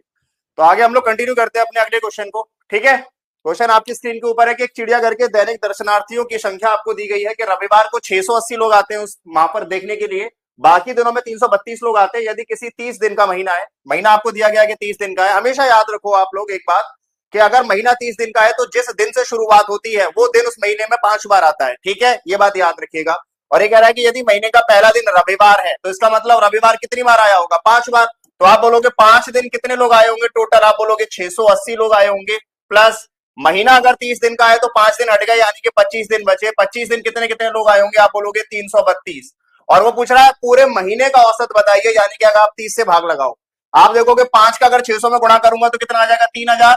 और 80 का 5 में गुणा करूंगा 400, यानी कि तो कितना हो गया टोटल, आप बोलोगे ये हो गया 3400। प्लस इधर देखो आप 25 का 300 में करोगे कितना आएगा, 7500। 25 का फिर 30 में करोगे कितना आएगा, 750। और 25 का 2 में करोगे आएगा 50। ये कितना हो गया, 0, 5 और 5 10, 7 और 5 12 और 1 13 और 1 18, यानी कि 8300 ये आ गया बटे में 30। 3400 और 8300 कितना हो गया, 0 0 4 और 3 7 8 और 3 11 बटे में 3। 0 से 0 काट दो, 3 से काटोगे कितनी बार गया, 3 3 9, ठीक है जी, 2 बचेगा, 3 9 27, यानी कि पूरे महीने का अगर आप एवरेज निकालोगे तो डेली 390 लोग आते हैं वहां पर। अगर आप पूरे महीने का एवरेज निकालोगे तो डेली लोगों की संख्या कितनी होगी, that will be equal to 390, यानी कि option number A will be the right answer for this question. Okay, अगला बोला गया एक वृत्ताकार मैदान है जिसके व्यास की लंबाई आपको निकालनी है, उसका जो क्षेत्रफल होगा यानी कि पाई आर स्क्वायर जो होगा वो कितने के बराबर होगा, 8 मीटर त्रिज्या वाले का करोगे आप तो 64 पाई हो गया, प्लस कितने के बराबर होगा, 36 पाई, यानी कि अगर हम बात करते हैं तो पाई आर स्क्वायर बराबर हो गया 64 और 36, यानी कि 100 पाई। पाई से पाई कट गया, आर की वैल्यू आ गई 10। क्या पूछ रहा है, व्यास, डायमीटर की लेंथ पूछ रहा है, यानी कि डायमीटर बराबर आ गया 20। 20 will be the absolutely right answer for this question. Okay, अगला बढ़ते आगे क्वेश्चन की तरफ। देखो ये फॉर्मूला होता है, याद रखो आप हमेशा, A cube plus B cube plus C cube minus 3abc बराबर होता है A plus B plus C, एक ब्रैकेट में, दूसरे ब्रैकेट में A square plus B square plus C square minus A B minus B C minus C A. यहाँ question ने इसी फॉर्मूले को पूछा है आपसे कि ये बताइए अगर आप इस पूरे में a प्लस बी से भाग लगा दो, यानी कि अगर आप इससे भाग लगा दोगे तो किसके बराबर आएगा, A square plus B square plus C square minus A B, अच्छा यहाँ पर नीचे दिया गया minus, okay, A square plus B square plus C square minus A B minus B C minus C है, यानी कि ऑप्शन नंबर सी होगा, C, option number C will be the right answer. ये डायरेक्ट फॉर्मूला है, algebra की identity है ये, okay, A cube plus B Q plus C Q वाली आइडेंटिटी सीधे सीधे पूछी गई है, -3abc बराबर। ओके, अगला क्वेश्चन आपको दिया गया था, हिंदी इंग्लिश और मैथ सब्जेक्टों की एक परीक्षा में पूर्णांक आपको दिए गए, टोटल कितना हो गया 120 और 140, यानी कि 260 और 100 360, 360 में 180 और जोड़ दो, यानी कि टोटल नंबर हो गए 540, टोटल 540 में से नंबर लाने, 540 का कितना परसेंट लाना है आपको, सिर्फ 60%, यानी कि कितने मार्क्स लाने होंगे, 0 से 0, 0 से 0, 6 चौक 24, 6 पंजे 30, 30 और 2 32, है कि नहीं, 6 चौक 24, 6 पंजे 30, यानी कि टोटल उसको 324 नंबर लाने हैं। अब उसके आ कितने रहे ये देखो जल्दी से आप, 40% अगर आप 120 का निकालोगे तो 12 चौक 48 नंबर आ गए, ठीक है, 55% निकालोगे कितना 140 का, तो आ गया कितना 140 का 50% हो गया 70 और 5% हो गया 7, यानी कि 77 नंबर यहाँ आ गए इसके। 100 में से 45% निकालोगे 45 आ गया, ठीक है, टोटल नंबर कितने आ गए, 8 और 7 15 और 5 20, 2 हासिल का है ना, 7 और 2 9, 9 और 8 17, यानी कि 170 नंबर आ गए। तो 324 में से अभी उसे कितने नंबर और चाहिए होंगे, आप बोलोगे 4, 12 में से 7 गया 5, 2 में से 1 गया 1, यानी कि भैया उसको नंबर अभी भी चाहिए होंगे 154, यानी कि अगला पेपर जो है ना 180 नंबर का, उसमें से उसको कितने नंबर लाने पड़ेंगे, 154 मार्क्स लाने पड़ेंगे उसको, तब जाकर उसका ओवरऑल कितना परसेंट बनेगा, आप बोलोगे 60%, 60% बनेगा। क्लियर है, 154 will be the right answer. अगला क्वेश्चन आपको दिया गया, एक रेक्टेंगल है जिसका एरिया आपको दिया गया है, एरिया यानी कि L इंटू बी बराबर दिया गया है आपको 30, ठीक है, आगे पेरीमीटर दिया गया है यानी कि 2 इंटू एल प्लस बी बराबर आपको दिया गया है 26, 2 से काटोगे तो 13, आप बताओ ऐसी कौन सी दो संख्या है जिनको जोड़ने पर 13 आता है, गुणा करने पर 30, आप बोलोगे 10 प्लस 3 बराबर 13 और 10 गुणा में 3 बराबर 30, मतलब है लंबाई हो गई 10, चौड़ाई हो गई 3।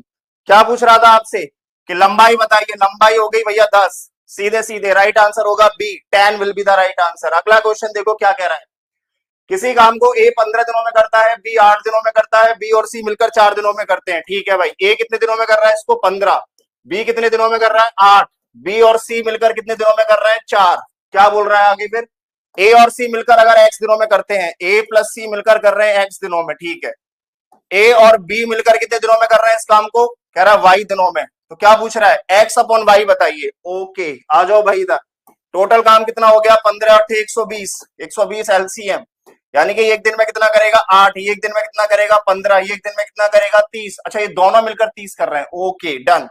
आ जाओ भाई देखो, बी एक दिन में 15 करता है, बी और सी मिलकर अगर 30 करते हैं तो देखो बी करता है 15, बी और सी मिलकर 30 करते हैं तो सी भी करता होगा 15, और एक दिन में कितना करता है 8। चलिए पहले बोला है ए और सी बताइए, ए और सी यानी कि 15 और 8 23, तो ए और सी कितने दिन में करेंगे, आप बोलोगे 120 बटे में 23, ये हो गया किसके दिन ए और सी के, बटे में किसका पूछ रहा है ए और बी, ए और बी, ए और बी 15 और 8 23, ये भी 23 आएगा, तो भैया 120 बटे में 23, यानी कि ये तो पूरा पूरा कट गया सारा, तो वैल्यू आएगी 1, 1 will be the absolutely right answer for this question. Okay, इसका जो राइट आंसर आएगा आप लोगों का वो क्या होगा 1 होगा, 1 जितने भी लोगों का आया है उनका बिल्कुल ठीक है। ओके, अगला क्वेश्चन देखो क्या कह रहा है, एक रोम्बस है, रोम्बस में जब भी क्वेश्चन आता है आप खाली डायग्राम बना लिया करो, अपने आप खत्म हो जाता है।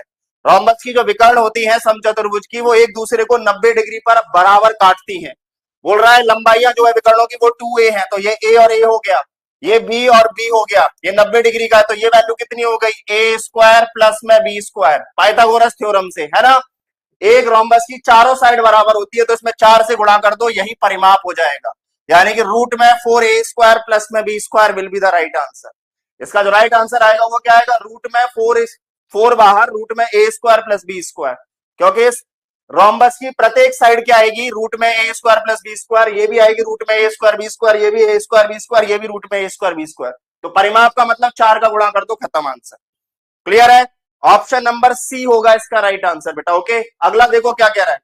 ये बड़ा आसान सा क्वेश्चन है, आप इसको ए मान लो, इसको बी मान लो, तो ये ए ये बी हो गया, ये ए ये बी हो गया। देखो क्वेश्चन कितना आसान है, मैंने ये वाईटी में भी बताया है बहुत बार कि इस तरह के क्वेश्चन को ऐसे ही किया करो।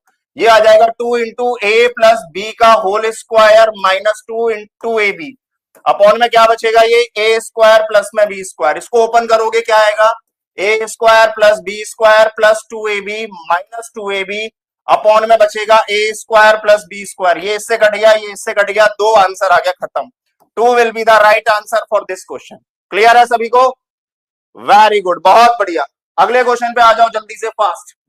अगला आपसे कहा गया है कि 2x plus 3y is equal to दिया गया है 77, 3x plus 2y is equal to दिया गया है 73, x और y की वैल्यू पूछो। इसमें देखो दो तरीके होते हैं करने के, एक तो ये कि कोई भी एक टर्म बराबर कर लो तो कर लोगे, या दूसरा मेथड होता है सबसे पहले वैल्यू पुट करके देख लो, खत्म। 12 रखोगे, ये कितना हो गया, 12 दूनी 24, ठीक है जी। 18 रखोगे, 18 36 38 54, क्या ये 77 आ रहा है? 4 और 4 8 नहीं आ रहा। 11 और 19 रख लो, 11 दूनी 22, ठीक है। 19 से कम 19 दूनी 57, 7 और 2 9 आ रहा है, ये भी नहीं आ रहा। 13 17 रख लो, x की जगह 13 रखोगे, 13 दूनी 26, 17 दूनी 17 कम 17 से 74 51, ये आ गया क्या, 5 6 और 1 7 7, ठीक है। ये तो कंडीशन सेटिस्फाइड होगी, यहां भी रख के देख लो, 13 3 39, 17 दूनी 34, 9 4 13, 3 और 3 6 और 1 7, ये रहा राइट आंसर, खत्म।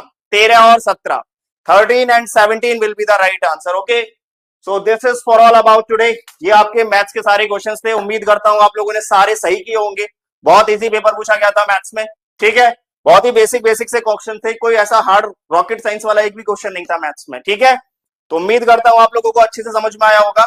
ओके, अभी आप लोगों को फ्लैट 50% वन का डिस्काउंट चल रहा है टीचिंग परीक्षा पे, आप जो कोर्स चाहिए उस कोर्स में एनरोल कर सकते हैं। ओके, तो आज के लिए इतना ही है। Thank you so much, bye bye, take care, खुश रहिए, मस्त रहिए, स्वस्थ रहिए, अपना और अपनों का ध्यान रखिए। Okay, thank you so much बेटा। Okay, bye bye.